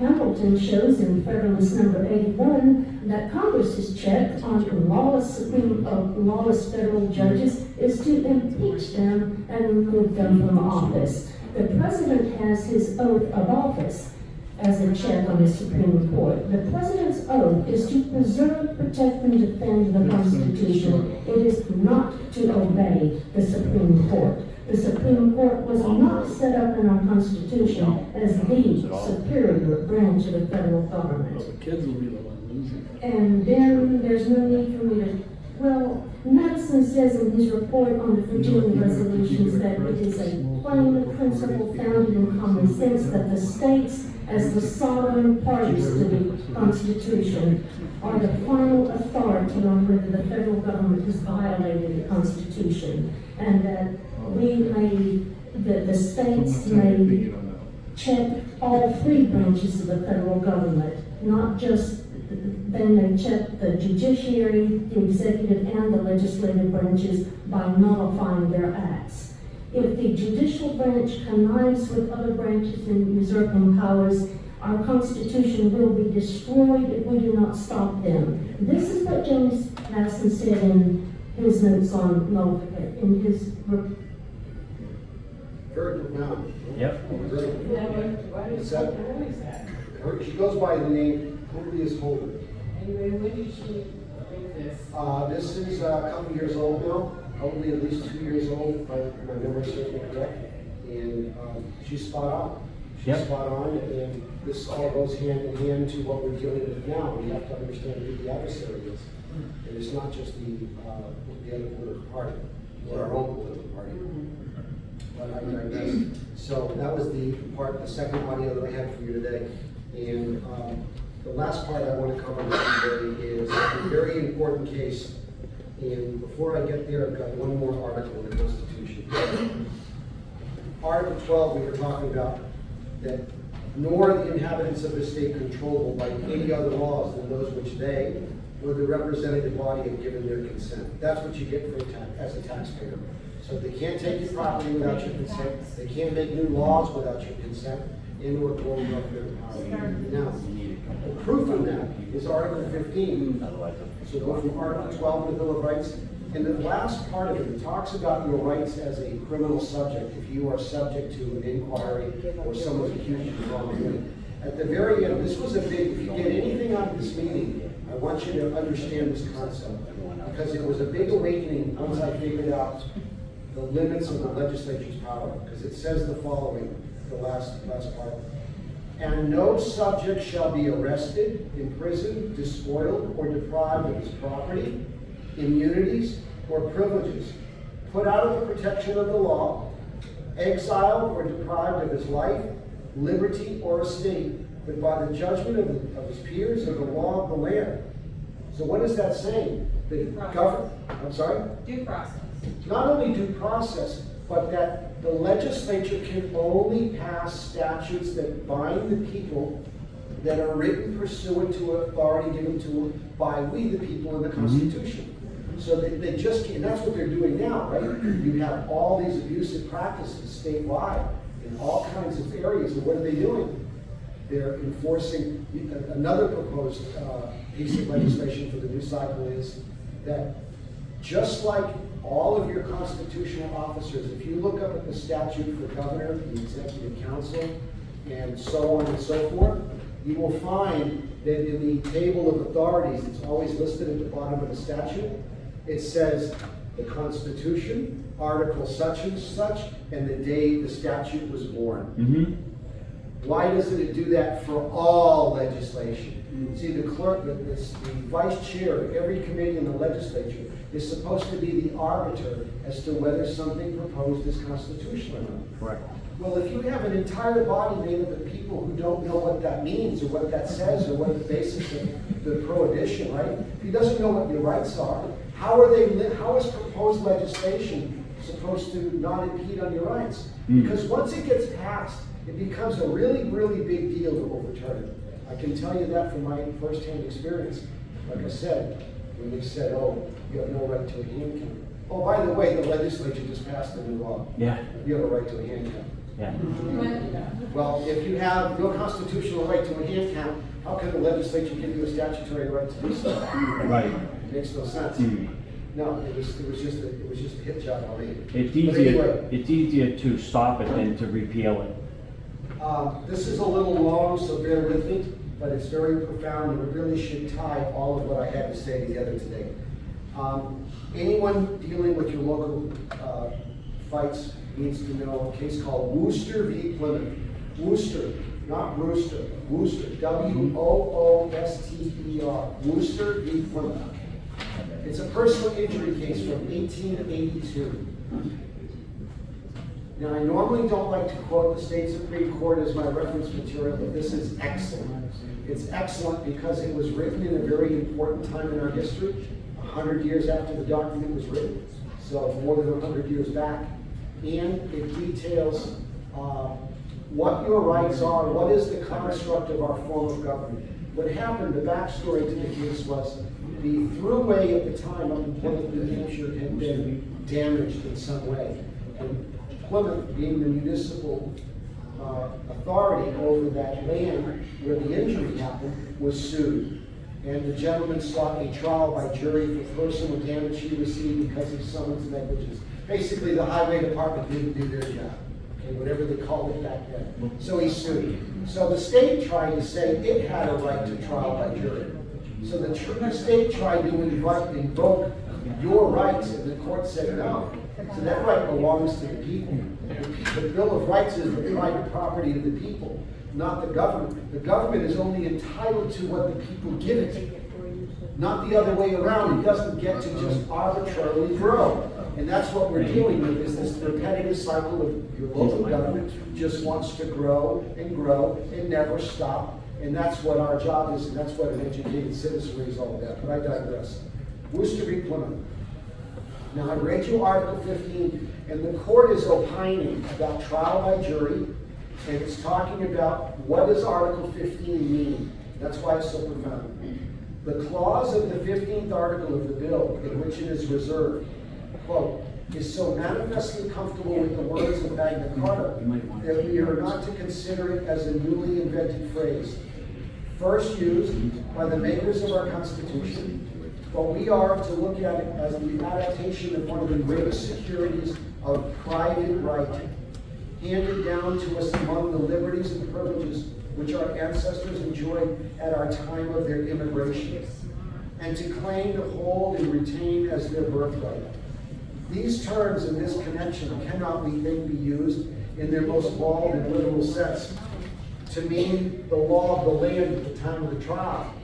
Because the laws, because the laws may be shaped and altered by the legislature from time to time, and such provisions intended to prohibit the making of any laws impairing the ancient rights, what I just got done telling you, right? Mm. Is saying that you can't do this. And law impairing the ancient rights and liberties of the subject would, under such a construction, be wholly negatory and void. In other words, you can't apply modern interpretation to an ancient right. The legislature might simply change the law by statute and thus remove the landmark barrier intended to be set up by this provision in the Bill of Rights. That's exactly what they did to me with the right of redress of grievances. Mm-hmm. They wrote rules governing the Constitution delegates to the legislature the responsibility to establish its own rules. That is their constitutional purview. But it's to make the rules for their conduct to carry out their responsibilities, not for them to avoid their responsibilities. Correct. And that's what they did with redress of grievances. What you have now is if you submit a petition for redress of grievances, all that is currently required is a dead end to the clerk's office. You file it, because of me, they'll at least put notice. Because see, I caused such a stink last time that they didn't want to face this consequence. See, the first time I went there, when I filed a remonstrance, I called back a month later.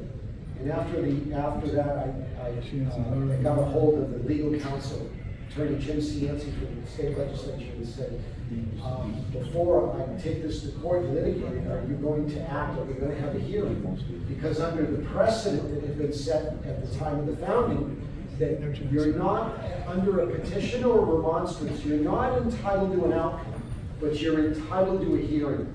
Or at least that the hearing be brought forward onto the floor to be debated, so that the body that created the law would have the capacity to adjudicate the matter. And the first instance of this is fascinating. The Navigation and Commerce Act had to do with inflation and paper money. And so what happened was the legislature in 1784, the very first year it was in session, passed this Navigation and Commerce Act allowing the use of paper money. And they didn't like it because they knew that by the time they reconciled the paper money, that it would be devalued. And so they wanted only to use lawful money, and they set the standard weights and measures in place. So they wanted to go back to standard weights and measures for gold and silver. So the merchants were saying, no, this law is flawed, and we're not going to take a haircut. We're not going to do business in paper money. So they protested. So the legislature, in response, said, okay, we have a remonstrance. Let's bring the whole body together and debate the matter. They debated the matter and found, yep, there's a legitimate grievance here. Let's establish a special committee. The special committee went in, made up of the House and Senate, had this meeting, determined that the complaint was valid, and said, yep, we're going to go ahead and repeal the law. And they did. This is the first evidence that I found in the history records where the people complained about a law passed by the legislature and got the legislature to repeal it. That's profoundly important. But, right, that's how it's supposed to be done. But when I did it, they hadn't happened in 150 years. So when I forced Paul Smith to go down this road, the Speaker of the House with Democrats at the time, it was Steve Shurtleff and Donna Soucy in the Senate, and they went ahead and just simply concealed the document. They put it in their top desk drawer and refused to address it. So we had a very simple petition to make the committee emails. They used to have one email that sent to all the committee members. Yes. And we had Paul Smith tell us how to frame it, how to write it to his liking. He put in the notice to all the legislators that it was put in. All we need now is a legislator to bring it to the floor. According to House rules, that's all that has to happen. Right. One legislator needs to sponsor it. So either of you. Right. And it's just, Hold on, I feel like, what year is it? It's like 1997. It's gonna be May. So, you know, it's a very simple one, it's not controversial, it's very straightforward, but it would reestablish the practice and the, you know, of bringing the petition to the floor and then acting on it, at least, you know? So what ends up happening is, so I called Mr. Cianci, and he was rather rude. What, are you threatening me? And I said, no, I'm just stating the fact. Is that my brevity is that the legislature won't change the law. My next course is the court. So I'm trying to be gentlemanly about this. So fine, we phone call ended. 2 days later, ring. Hi, Mr. Richard, would you come in and talk to us? So I brought 2 state reps, former Representative Dick Marple and Ray Howard, who's no longer here in New Hampshire, and 2 of my fellow patriotic Americans when we went there into the Speaker's office. And so they sat me down and they brought in the big guns. Paul Smith, the clerk, was there. Their legal counsel, Eileen Kelly, was lawyer for Steve Shurtleff at the time. And they proceeded to basically take the line, well, Mr. Richard, the problem with your remonstrance is it wasn't filed on time. See, you had to file it when the bills were being proposed. I said, I'm not asking you to pass a law on my behalf. I'm asking you to pass a law that is illegal. You're violating my rights. And that doesn't, Article 38 says I have the right to do this anytime, not based on an arbitrary timetable established by the legislature. So this was their strategy of blaming the timing, and that's why we denied you your right. So And so this back and forth pursues, and then my representative, and I'll do my best Dick Marple impression, anyone who remembers, he was an old rough man, he was a great man. And he rose, he got upset, and he says, "You need to sit down and be quiet." He told the state lawyer, he said, "My constituent isn't a member of the House of Representatives. My constituent is a citizen of this state, and he has constitutional rights. The rules of this body do not apply to him, and you need to give him a hearing." And so it was brilliant. So we ended up not getting anywhere there, and I would end up filing in court. And that would take me to my first trip to the state Supreme Court. And the state would argue that your right to redress of grievances is falling out of favor. See, when the Constitution was written, there were no special committees. The legislature didn't have all these existing standing committees we have today. So since you have all these committees, and that was their entire position, the only way you're going to solve your grievance, Mr. Richard, is to get either of your state representatives to change the law. And I said, no, that's not right. And it says, no, you need to repeal the law because you're not going to reduce my constitutional rights to a discretionary whim that you choose to not engage or not.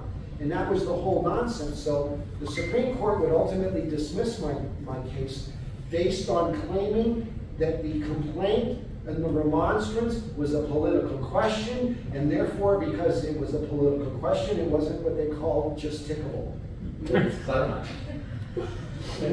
But it gave me the grounds for lawsuit number 2, which is the one I took to the court the second time, and where I achieved standing. But anyway, that was the backstory on that whole process. But back to Worcester v. Plymouth, so I can finish up here because we're running out of time. So they're concerned that the legislature, the judge in this opinion is concerned that the legislature might just simply change the meaning of a fundamental constitutional right by a legislative act. That was my complaint about right to know, right? Because that's what they've done with it now. And that under such construction, that the value and the purpose would be completely negatory or void. The legislature might simply change the law by statute, that's where I was, and thus remove the landmark barrier intended to be set up by this provision in the Bill of Rights. It must therefore have been intended the ancient established law in the course of legal proceedings due process by the adherence to which our ancestors in England before the settlement of this country. I love how they call New Hampshire a country. That's what we're talking about. And the immigrants themselves and their descendants had found safety for their personal rights. And it gives a citation. Quote, "This provision of the Bill of Rights was unquestionably designed to restrain the legislature, as well as the other branches of government, from all arbitrary interference with private rights. It was adopted from Magna Carta, and it was justly considered by our forefathers, long before the formation of our Constitution, as constituting the most efficient security of their rights and liberties." And then it gives this citation, going back to Dartmouth, actually, Dartmouth College versus Woodward, closing out with this quote, "The objection of the clause in our Bill of Rights seems always to have been understood in this state to be the protection of private rights." Again, the Bill of Rights is your private property. To continue, "The division of the Constitution into 2 parts was not made without a purpose, and the name of each part was not without significance. The first is a Bill of Rights, and the second is a form of government. The second is, in general, a grant of powers made by the people to magistrates and officers of government," close quote, "who are declared in Part 1, Article 8 to be grantors or agents. The first contains a list of rights not surrendered by the people when they form themselves into a state. Part 1, Articles 1, 2, and 3, and Part 2, Article 1. By the reservation of these, they limited the powers they granted in the second part, and accepted themselves to the stipulated extent from the authority of the government they created." That's very powerful in making the point that that power which we did not delegate to you was reserved to us. We're the people with all the power. What are you doing here? you can't do this. So to continue, from the government, in Pennsylvania, the convention in 1776, that would have been their constitutional convention, made a similar division, the Bill of Rights being declared to be part of the Constitution. In the revision of their Constitution, because we did it also, the revision of their Constitution in a bipartite form, and the original name of the first part were discarded. And the Bill of Rights was inserted as Article 9 of the Constitution of Pennsylvania. In the last section of the article, the people of the Commonwealth of Pennsylvania says, quote, follow this, to guard against transgressions of high powers which they have delegated. We declare that everything in this article is accepted out of the general powers of government, close quote. This declaration did not give an article a new legal character. In 1776, its title was A Declaration of Rights of the Inhabitants of the State of Pennsylvania. Under any name, in any part of the organic law, it's a reservation. To insert it into a clause expressly declared to be a list of rights reserved or accepted would be superfluous as to stipulate that a jury should consist of 12 men, or that the verdict shall be unanimous. And that's Worcester v. Plymouth. There's a lot to it, but that's the part I wanted to share with you this afternoon to close out. And I'm going to open it up for questions because I've gone on for quite a while here. Before you do that, I'm sorry, excuse me. Some people came late. Do you want to ask if you have everyone's email address? Yes. Yes, if we don't have your email address, please make sure that I have your contact info. That way I can keep you updated with post-legal briefs that I submit. You can just raise your hand if you didn't do your email, that's all. We just want to make sure Danielle has everything. Your next meeting is the 28th of September. Next meeting will be the 28th of September, and that meeting will be all about us working behind the scenes, a tax rebate. Just FYI, the state constitution, when it was created in 1784, had two tax capacities. Your legislature could tax you one of two ways, poll tax or estate tax. It would only be changed 5 times since then. The first time was 1903, where they actually were stupid enough to authorize an inheritance tax. They convinced the voters to authorize an inheritance tax. The next one would be road construction, 1938, where we get the advent of gasoline and motorized transportation. They would make that. And by the way, these things are right at the beginning of Part 2. Not Article 83, way on down the list, invented in 1993 by the Supreme Court opinion, and Claremont decision. These things are all there at the very beginning because of the relevant importance, right? Taxation, of course, is how the entire government operates. If it has no tax revenue, it can't conduct its business. So that's why it's right at the very beginning. It starts in Article 5, it leads into Article 6, and it's subdivisions. So those are the first 2 amendments. Inheritance tax, the road tax, and the next one would be a timber tax, 1942. We would get an amendment to the state constitution authorizing timber. The last one that would come would be, the last 2 would be eminent domain, not eminent domain, current use. We all know about current use in the state, right? That was an amendment to the Constitution to modify how the legislature could tax your real estate. And then finally, in 1990, there was another amendment to take the revenue from the lottery and apply it to their newfound. 3 years later, we would get the Claremont decision. Funny enough, shortly after we find a way to finance some of it through the lottery. But my point is, guess where there isn't an amendment?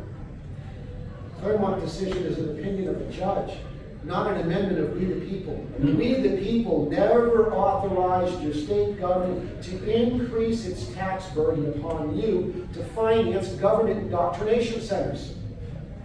It's a progressive dumbing down of our culture, year after year after year, for us not to know these basic missing steps.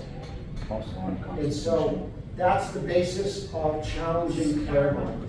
Never mind that the judge completely takes out of context the word cherish, and then completely takes out of context his own reference. Remember one of the books I referenced earlier, which is the history of taxation in New Hampshire, the history of education in New Hampshire. He completely ignored those fundamental facts and came up with his own decision. So we have a big problem, and one of them, again, the solution to many of these problems is to bring the courts back to heel. And that's repeal 72A and 73A. Chicago, 72, 72, 73, what was the case law? Something about Just don't want to something. You just repeat that. In 1966, there was an election, and there were several ballot measures proposed to the voters. One of them was Gerber v. King, which was changing, which would be challenged in a case called Gerber v. King. One of those proposed amendments that passed. It was changing, that there was multiple provisions in it, but only one yes or no choice. And you can't put multiple subs, that's what the court ruled. The court ruled that the voters have to give every legitimate amendment question proposed to the Constitution a couple yes vote. Was that superior? Like, That was the who was the Supreme case? Yeah, state Supreme Court was the decision in Gerber v. King. And it was because of the amendments. Well, now you of can't the do anything about a 1976 cell phone. Oh, we're gonna send you this code. Yes, Matt? Oh, I'm sorry. Oh, someone was raising their hands. Well, yes, but please finish. Okay. I think that's it. I'm looking for questions now. Yeah, okay. What is your opinion on the Citizens United decision? I really haven't taken that into a deep review. Okay. Because here's the problem that I have with, and it's a big problem I have. Article 28 of the Bill of Rights, I've got it right here, matter of fact. Check this out. This federal income tax is completely unconstitutional. New Hampshire did not say yes to the 16th Amendment, nor was it lawfully ratified. But if New Hampshire, if the other states are anything like New Hampshire, it was illegal for them to adopt a new method of taxation, the 16th Amendment of 1913. Look, Article 28 in the Bill of Rights. Here is one of your fundamental rights. No subsidy, charge, tax, impost, or duty shall be established, fixed, laid, or levied under any pretext whatsoever. That pretty strong language. Under any pretext whatsoever. Does that mean someone else can do it on your behalf? No. Under any pretext whatsoever, without the consent of the people, comma. Remember I asked you about, was it say the representative body of the people or the legislature? Let me make that point. Without the consent of the people, comma, or their representatives in the legislature, or the authority derived from that body. Let me break those three pieces down, because those are three different entities. What power does the legislature have to tax? I just reviewed them. Right? Part 2, Article 5, and Article 6 is subdivision. Okay? Those are the taxing powers of the state government. And it has the ability to delegate that to your local municipalities. Okay, we are a Dillon rule state, we are not a home rule state, right? So that's the one piece where the legislature has that power to create your local government, your local county government, and your local municipal government. The second part, or their representatives in the legislature. Well, they're the ones that established the poll tax, and this was written, and the rate in which your property was taxed. This was all part of their authority. So that's constitutional authority. But the first one, without the consent of the people, it's not an accident that it begins without the consent of the people, or their representatives in the legislature, or authority derived from that body. It's in sequence for a reason. It derives first from you, because you have to know chronologically what exactly was permissible. Because see, these types of tricks have been how they've been getting away with things. These types of tricks have been how they just keep growing government year after year after year. Listen, they used to meet for a couple months in the summer. They used to meet every 2 years, not every year. Why? Because there's a never. See, right now you have an adversary. Both our political parties are both financially motivated to keep passing legislation to benefit those who finance their campaigns. It's a problem. And that's what leads to it. You have a body of people that are unaware of the source of their authority and unaware of the limits of their power. Any other questions? Can I just make a point on the end of the block? I was gonna Wait, do that. wait. I was gonna have you do that. Are there any other questions for you? If there are any other questions, I'm going to close my portion of my meeting down and leave it open for anyone else that has anything. I know Deb's got one other thing to say. And then we have Sarah Lyons, nothing, and then before you close.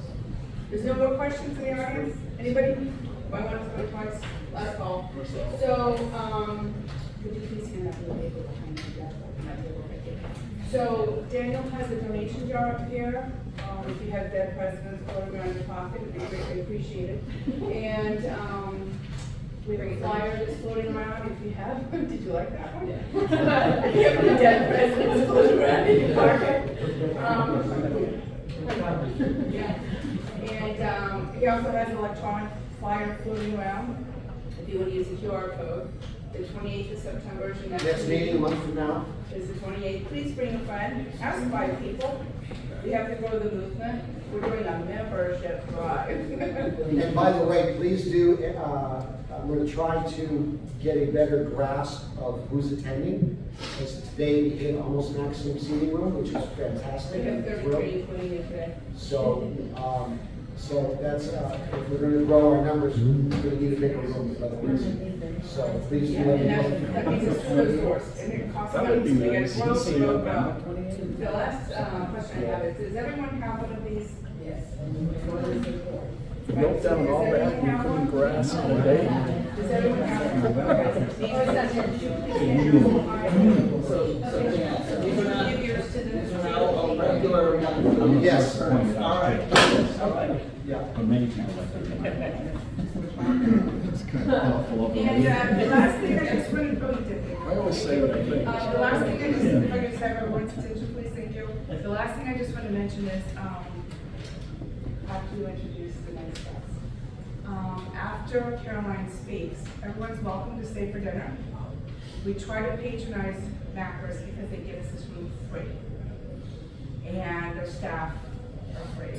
So, a couple of things for you to know. The reason why we put on the invitation, no food ordering during the meeting, is because we tried that one time. And the staff aren't trained to quietly come and go, and you couldn't hear Daniel. Yeah, they used to deal with bikers all the time. Well, I know. So I'm just saying, please stay and patronize Macros with, we'll let the wait staff know who's in your tab, because sometimes there's a little confusion there. So be proactive with that. And if you want to introduce Caroline. Yes, I'll start with introducing my good friend Caroline. And she is a wealth of knowledge and Is that it? And all winded out of the talk for 2 hours. And just so you guys know, once these doors open, the temperature drops 20 degrees. So if you're freezing, you'll be comfortable when you have your meal. That's nice to know. Because I've been in a long meal. I haven't been back, once in 25 years. Since I became a national whistleblower about corruption in the New Hampshire courts. And when I went through that was 25 years ago, it was so incredibly traumatic because the country hadn't adopted this whole doxing, terrible, reputational ruining for critics. That's now really, really common. You're the first model, aren't you? Dang, I'm lucky to be alive. I'm not kidding about that. Caroline, I don't think you know who you are. Yeah. My name is Caroline Douglas, and I'm a former, I know, funny, isn't it? I'm a former New Hampshire attorney, and I'm a former New Hampshire bill drafter. And I am the former author of the Judge's Handbook on Family Law in New Hampshire. How we practice it, it's 3,000 pages. Like Daniel, we're both into words. We really like words in education. And I was invited up. I want to show you, Leah is amazing, just like you two. Catherine and Blake, fabulous arrangers. And yesterday, Leah had this amazing arrangement event, and I came up and spoke about it. And I wanted to talk and just mention it because I want you folks to know you're not alone. You are not alone. There are people all over the state that might not be sitting here listening to you. But the revolution is underway and it's heating up. So this group, Spike was here. Is he gone? No, I'm still Mrs. here. Spike? Thank you. Would you stand out? Spike put on this course yesterday in Manchester, and it was 4 other groups. 5, how many groups were there? 5 other groups? 5 other, but Leah put that together. I was just the keynote speaker. You were the keynote speaker. I was Thank the you, keynote Leah. speaker. And I know that Spike ended up, so he's with a different group. It's all over the country, but it's different than New Hampshire. Now, Chuck Douglas used to say, you know, New Hampshire's a cheap date. And what he meant, I don't think he was necessarily referring to me. But what he meant is our politics are picked off so easily by outsiders, both foreigners. I understand you've had kind of an Arab revolution since I left, where all of your top congressional seats and governor slots are taken over by Arabs. Now, you may not recognize them, but the judge in my case, Joe Nadeau, was also an Arab along with the Sunus, and there are 5 families, as near as I can tell, and they had tons of money. So the judge in my case, the one that drove the Rolls Royce, he never practiced, except he testified in the legislature that he practiced divorce of judges, and those are the only cases that he ever took. So he specially sat on all of the cases where judges were getting divorced, and they were all men divorcing their wives. And I think for a long time, everybody thought it was nuts, until Judy Payer stood up, and she finally came out. Anyway, one of the things that we talk to Daniel almost every day, we talk law. Not quite, but almost every day. And he's the most amazing person. And I mean it. He's the last one standing in America. Yes, he is.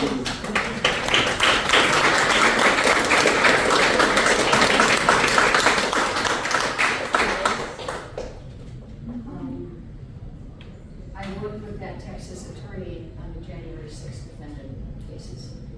And she funded that up all the way until they fined her the $110 million and just tried to take her license. She's a former federal prosecutor, for gosh sakes. I mean, it's amazing how they're coming after people that are trained to know the law and to untangle all of the system. They silence us one way or another. I'm here today because I wanted to talk to you about just a couple of books, and Daniel said that I could do this. I have a few in my car. It's horribly expensive, but it's less than an hour's time if you were to go to a lawyer. It's called The Dark Side, a law treatise on judging with memoir.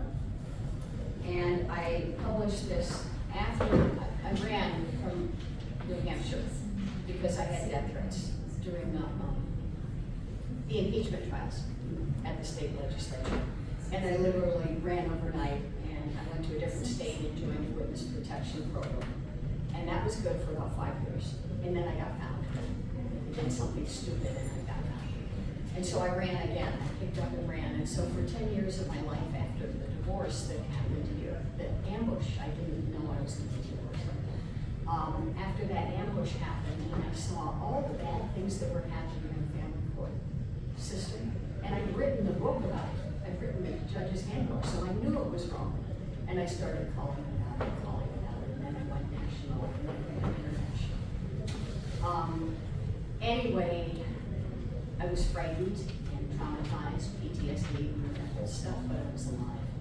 So I ran to a ghost town in southern New Mexico, and I reached Last sheepdog, yes. You want to ask me which town in Mexico? It was near Truth or Consequences, but I went to Monticello. Okay, I just wrote down Florida. Monticello, there is it's where, the Apaches hid out, Geronimo hid out there for 3 or 4 years. It's a little, there's nothing, you know, closest gas station, closest post office was an hour away. They didn't even deliver mail there. There was nothing, you couldn't buy anything. Oh, and there was no cell phone. There was no telephone. I mean, it was interesting, we had electricity. Anyway, I stayed there for a long time. And I reached it. And then I had an epiphany. I somehow got connected up with Father Roy, who's a Franciscan monk. And I had the most amazing epiphany experience out when I was herding sheep one day. And I actually was crying. And I was feeling victimized and I was mad at God. I was so mad. God, why did you do this to me? You know, and I used to be a Girl Scout, brownie Girl Scout. And I thought, I'm a good person. Why are you doing all this crap to me? You know, in my life, you ruined my life. And God spoke to me. And he said, I didn't ruin your life. He said, I had you born into this family. And he said, I gave you this experience and sent you to this college and had you marry this and had you meet Chuck Douglas and go through that whole knowledge, not only of how New Hampshire law and the legislature works, but congressional. I used to teach Newt Gingrich's class. Newt, bless his damn heart, brought his third girlfriend to dinner at my house when his wife was dying of cancer in the hospital. And I love Newt, but I want to tell you, the leadership in this country is really screwed up and it's not a party thing. And that's why it's not party. Trust me, it's not Republicans, it's not Democrats. There were a lot of libertarians yesterday.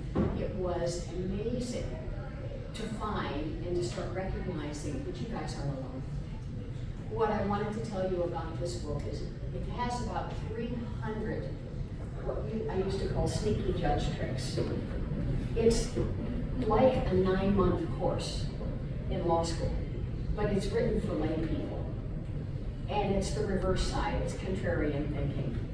So if you are involved in courts or wanted to know, and it's specifically tailored for New Hampshire, although in the end, I had calls from thousands of people all over the country. And that's when I realized that it's systematic in the legal system across the country. It's just corrupted. But I didn't put the book together until after God gave me this talk out in that hot desert sun one day when he said, I did these 8 or 9 different things to you.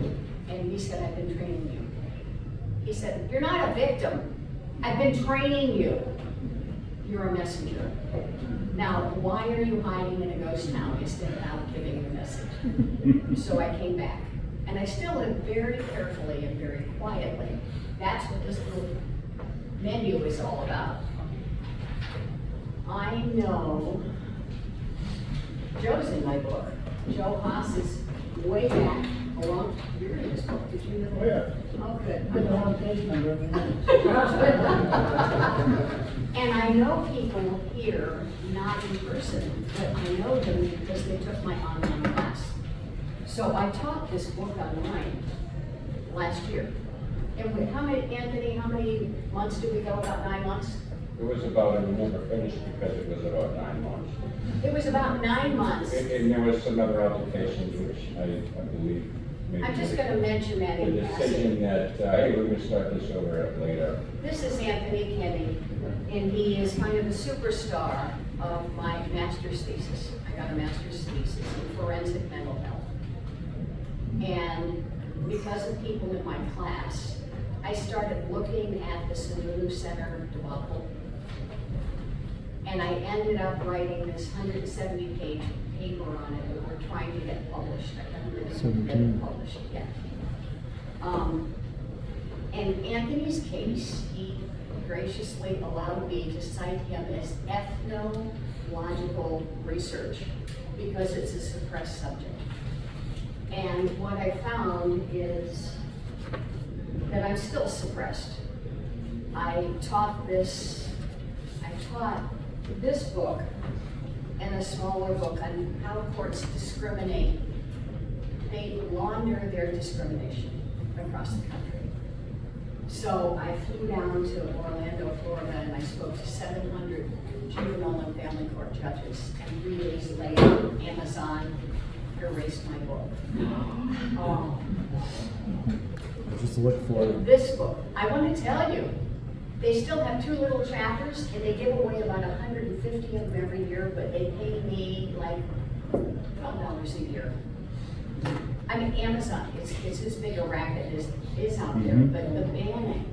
So, not to be deterred, I went to Fairfax Public Access and I took a course to be a radio producer. It took a year because I wanted to broadcast to Washington, D.C. And I did my first podcast, and it was on swatting. Because when I lived just around the corner here in Concord, I was swatted by the sheriff who wore Gucci loafers and 19 ninjas with AK-47s in black and all that stuff. So I knew a lot about swatting. And they took me out of my house and they took me to Concord jail. And they locked me up and they took me over to the women's prison and blah, blah, blah. I write about that, but it also is a technique that New Hampshire family courts use, especially against women. Not everybody. There's a couple people that I invited to come today that I wanted to say, when you go to court, be super, super respectful. Because they are looking to lock you up in a mental institution. And it's the only way they're going to silence you. So being silenced is part of the problem. And that's why seeing this many people, I'm thrilled because if we count what happened with people yesterday and the other people that came from my class, we're still all being targeted. I introduced Anthony because when he was in my capstone paper, I had to defend it for about an hour. It took me, I waited until December 31st and December 30th. 2 congressional committees released reports on at-risk juvenile atrocity across the country, like the Sununu Center. So in my writing, I named 6 New Hampshire entities that commit juvenile atrocity for pay. They get $1,000 a day per child for every day that they can take a child away from the camera. It's great. And they're paid by the feds, so it doesn't go into the state budget. Wow. So that money, doesn't show up. You know how we used to audit the budget? So there's a lot of auditing things. This group was there yesterday. They're called Capital Research, and I'm stunned. They're all really smart CPAs, and they're following several hundred of these NPOs and PPPs. And I said, you need to check with Karen Testerman because she knows about the 830 new banks in New Hampshire. South Dakota and New Hampshire are doing money, we think. But, so I'm trying to get these people in touch with each other because these are really smart people that seem to have a fair amount of funding. And they are investigating the financial side. Daniel does the historical analysis that goes back to the core. He traces everything back to the root. So if you want to trust something as being true, that's what Daniel is not only all about, but that's why I think there is some success after so many failures. So anyway, so this was banned. Oh, I did the Fairfax Public Access and got banned on that radio station. As soon as I filmed it, they said, oh, we can't have swatting. I did an hour-long talk on swatting. I thought it was very funny, very interesting. We couldn't do it. So then I live now in Amish country. Very peaceful. My neighbors have fishing puppies. They get hit often by speeding people, but it's a very calm, beautiful place. So I went to the local community college, took their courses, and also did another show. And as soon as I did the first show, they said we're canceling. Banning is happening all over. So voices that want to speak out can't speak out. So I brought somebody here, some wonderful person bought one of these copies when I walked in the door, but I wanted to say I have a few copies along with my sheepdog in my car. If anybody's interested. The other thing is we're starting classes. And Daniel and Catherine Blake sponsored that last Dark Side class. Now, we canceled it after 9 months because it turns out, in Mr. Kinney's case, the judge was recused. And he was atrocious in his behavior. But what he ended up doing after he was recused and not allowed to sit is he created 4 or 5 more cases. And he kept reaching out to take them on an emergency basis. Well, he began wiretapping. And he wiretapped my class. I think because Anthony presented to me. So Anthony, his case is the subject of one of these books that's been academically written for over a year. It was supported by both the House, the U.S. House, and the U.S. Senate subcommittee reports on atrocity. We're talking rape of juveniles, like what happened with the Senior Center. So they issued their reports on December 30th and December 31st of 2024, last year. And I'm going to ask you, I asked a few questions. What happens with the news cycle if you release these huge reports about systematic atrocity of at-risk juveniles in America, in institutions, and they named another 16 more than I named, so I had 6 or 8 and named 16. We have 2 dozen institutions that have for 40 or 50 years been raping children that were being taken by the family court judges and put into these institutions because each of their states will get $1,000 per day per child, for as long as they keep them. It's still a money revenue thing, and I'm just angry that it's As not demonic progress. behavior. They monetized it. Anyway, I'm still angry that that's happening on this thing, this little chart. They did the same We have thing during classes that COVID are with the coming up. hospitals. The next class that's starting is October. Daniel's group is one of our sponsors, and they help us put those classes on. And it's in logical reasoning fallacy for policymakers. Now, does that sound boring or not? It's not. It's how you deconstruct what's happening so that when you want to talk or broadcast or teach somebody, and instead of answering your questions or your issues, they call you names. Now, after this class, there's about 30 different things that policymakers, even on air, do to shut us up. So they might just call you different names, and now you can stand back and say, I'm not going to respond to that because that's an ad hominem attack. Okay. Or you can stand back and say, oh, that's really interesting. That whole legislative discussion was circular reasoning. And so you'll know 30 different ways for why their thinking is poor. And then at the end, I have a list of about 30 federal policies. Some state, but mostly federal. And they go everything from, plants in the seawater up to, of course, the Senior Center policy, where the court system is expanded exponentially to get this federal money revenue. So the state can get an extra $130 million, this state can get an extra $130 million a year by separating at-risk youth from their parents and putting them in institutions where they get raped. Somebody that didn't come today, and I really wanted to meet him in my class, so I met him online a lot, and I haven't met him, but they put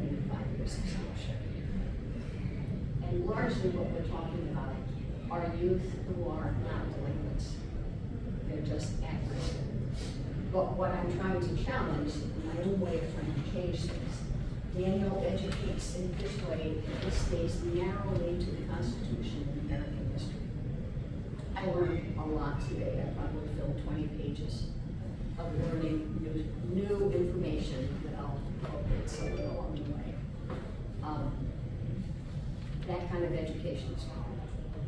And I think that if we don't have that kind of education, the only way we can keep the republic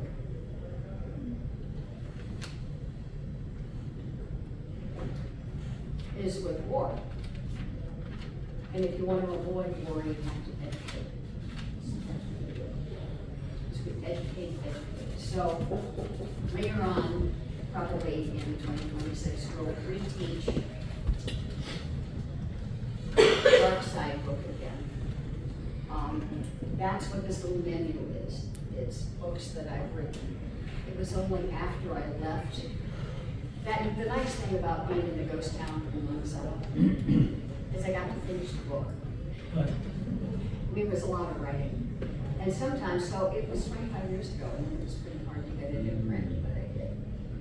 And sometimes when I read it now, I think, who wrote this? It seems God-inspired to me, especially the later chapters. It seems prescient. It's 25 years old, but it's happening today and now. It's happening with the groups that I was talking and meeting with yesterday. And it certainly is so right with what you're doing. Daniel knows. I probably tell him every day, you know you're gonna lose, right? He keeps hoping he's gonna lose something. The judges are gonna recognize, or the clerk of court, the secretary of state, somebody's gonna go, oh yeah, I've seen the light. So he knows he's going to lose, but even losing, he's winning because the next step is federal. And that's why I'll make the pitch, because he didn't do it. Daniel needs sponsors. He needs 30 sponsors.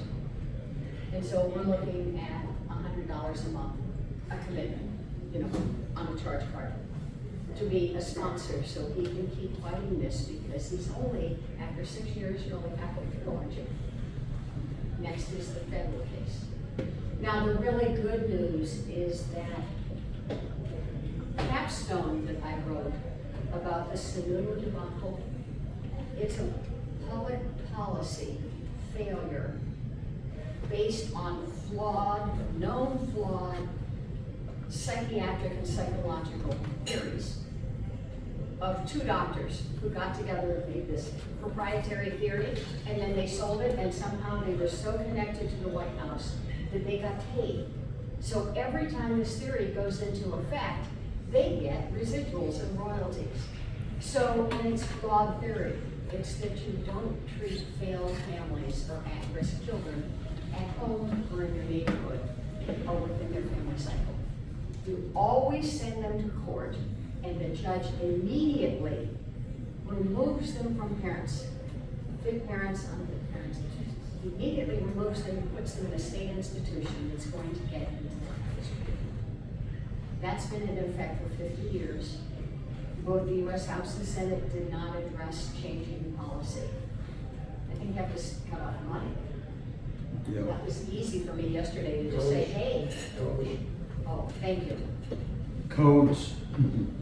The seat. Doge. That capstone thesis that I wrote, that I hope to get into print, it's on your list, and it says, I don't know what we're going to charge for it. We were guessing, and the last publisher I went to said, oh no, I can't do it for this. So we'll figure out, God provides everything. But amen. Amen. Can we get an amen from somebody? Amen. I'm just about done in the last sentence or so, but it's that capstone. I defended it to the heads of my department. This is in forensic mental health. It's a master's degree. So I defended it to them for a couple of hours. And at at the end of the defense, the instructor, the professor, the PhD, whatever, he said, I've been doing this 30 years, this is the best capstone I've ever seen. I'm thinking, oh, thank you. That's good. It was hard to write, and I waited to get the US Senate, US House reports, and they verified everything I said, so I studied it. So then I called back 25 times and said, when are we gonna publish this? They're not gonna publish this. So like the radio shows and the podcast and Amazon, it's banned because these topics are not allowed to be talked about. So it's little small networks where I just want to support you guys to the hilt. I think the educational route is the only one we have left at this point that's nonviolent. Maybe I'm wrong on that, but it brought me back up from my little safe toilet to talk to you, and I just want to say thank you. Thank you. Daniel, his Constitutional Studies group has supported me for several years now, and I so appreciate that support. Benjamin Franklin said, it's a republic. Thank you, say that loud. You guys all know that. Can I give one more example? So there have been 4 big republics in the world history. We've got 1776, America, that had a constitution. Okay, and then it's in 1791, French Revolution, and not so good constitution. Okay, then you jump up to 1911, Russia. The overflow, but they didn't have a real constitution. And then 1949, another republic, China. Now what's happened, and there's this wonderful speaker that I talked about yesterday, he has the name of the beer. What's his name? Bo Guinness. Bo Guinness is a lot like Tocqueville. He loves America, but he's here. You're not in your bed. You know Bo Guinness, he gives great talks. And he said these 3 republics all failed. Only the US is back, and Guinness is a real optimist, and he said, you're at the end of the road. You're it's time, you're running out of time, you're coming up on 30 years, and your republic is failing. It's time to do something about it. You've got to do something now. Yes? Carol, I'm curious, why did you not bring up Rome? Oh, you bet. Let's start, you want to start with Rome and Cicero? Let's go. Let's go with Rome and Cicero. You know what was interesting is that man, he's now a man, but when he was a juvenile, when he was 5 years in solitary at the snooze center. The reason I think, personally, that he's not crazy, and he's still a loving Christian. He's an amazingly smart person. He studied this, and he's the one that sent me back to Rome, because Rome was the first republic, and you're right about that. And Cicero saw what Caesar was doing. Caesar believes in war, and Cicero believes in education. And Cicero developed these speeches, and he gave these fiery speeches all over. And so what happened to Cicero? Come on, what happened? You wrote a book? They assassinated him. Come on, they assassinated him. You got Caesar. I got Caesar. There we are. Thanks for letting me go on and on. I appreciate it.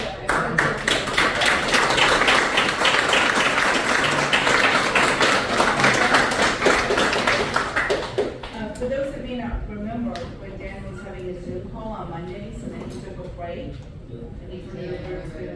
So that's, a lot of people were not connecting. This was the Monday night Zoom call when Daniel took a break.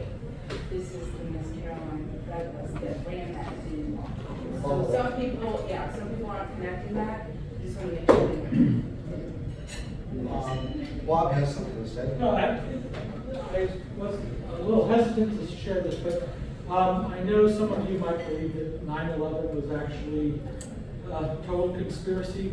The best movie I've ever seen on that is coming out tonight on Rumble at 6 p.m. It's called Codex 9/11.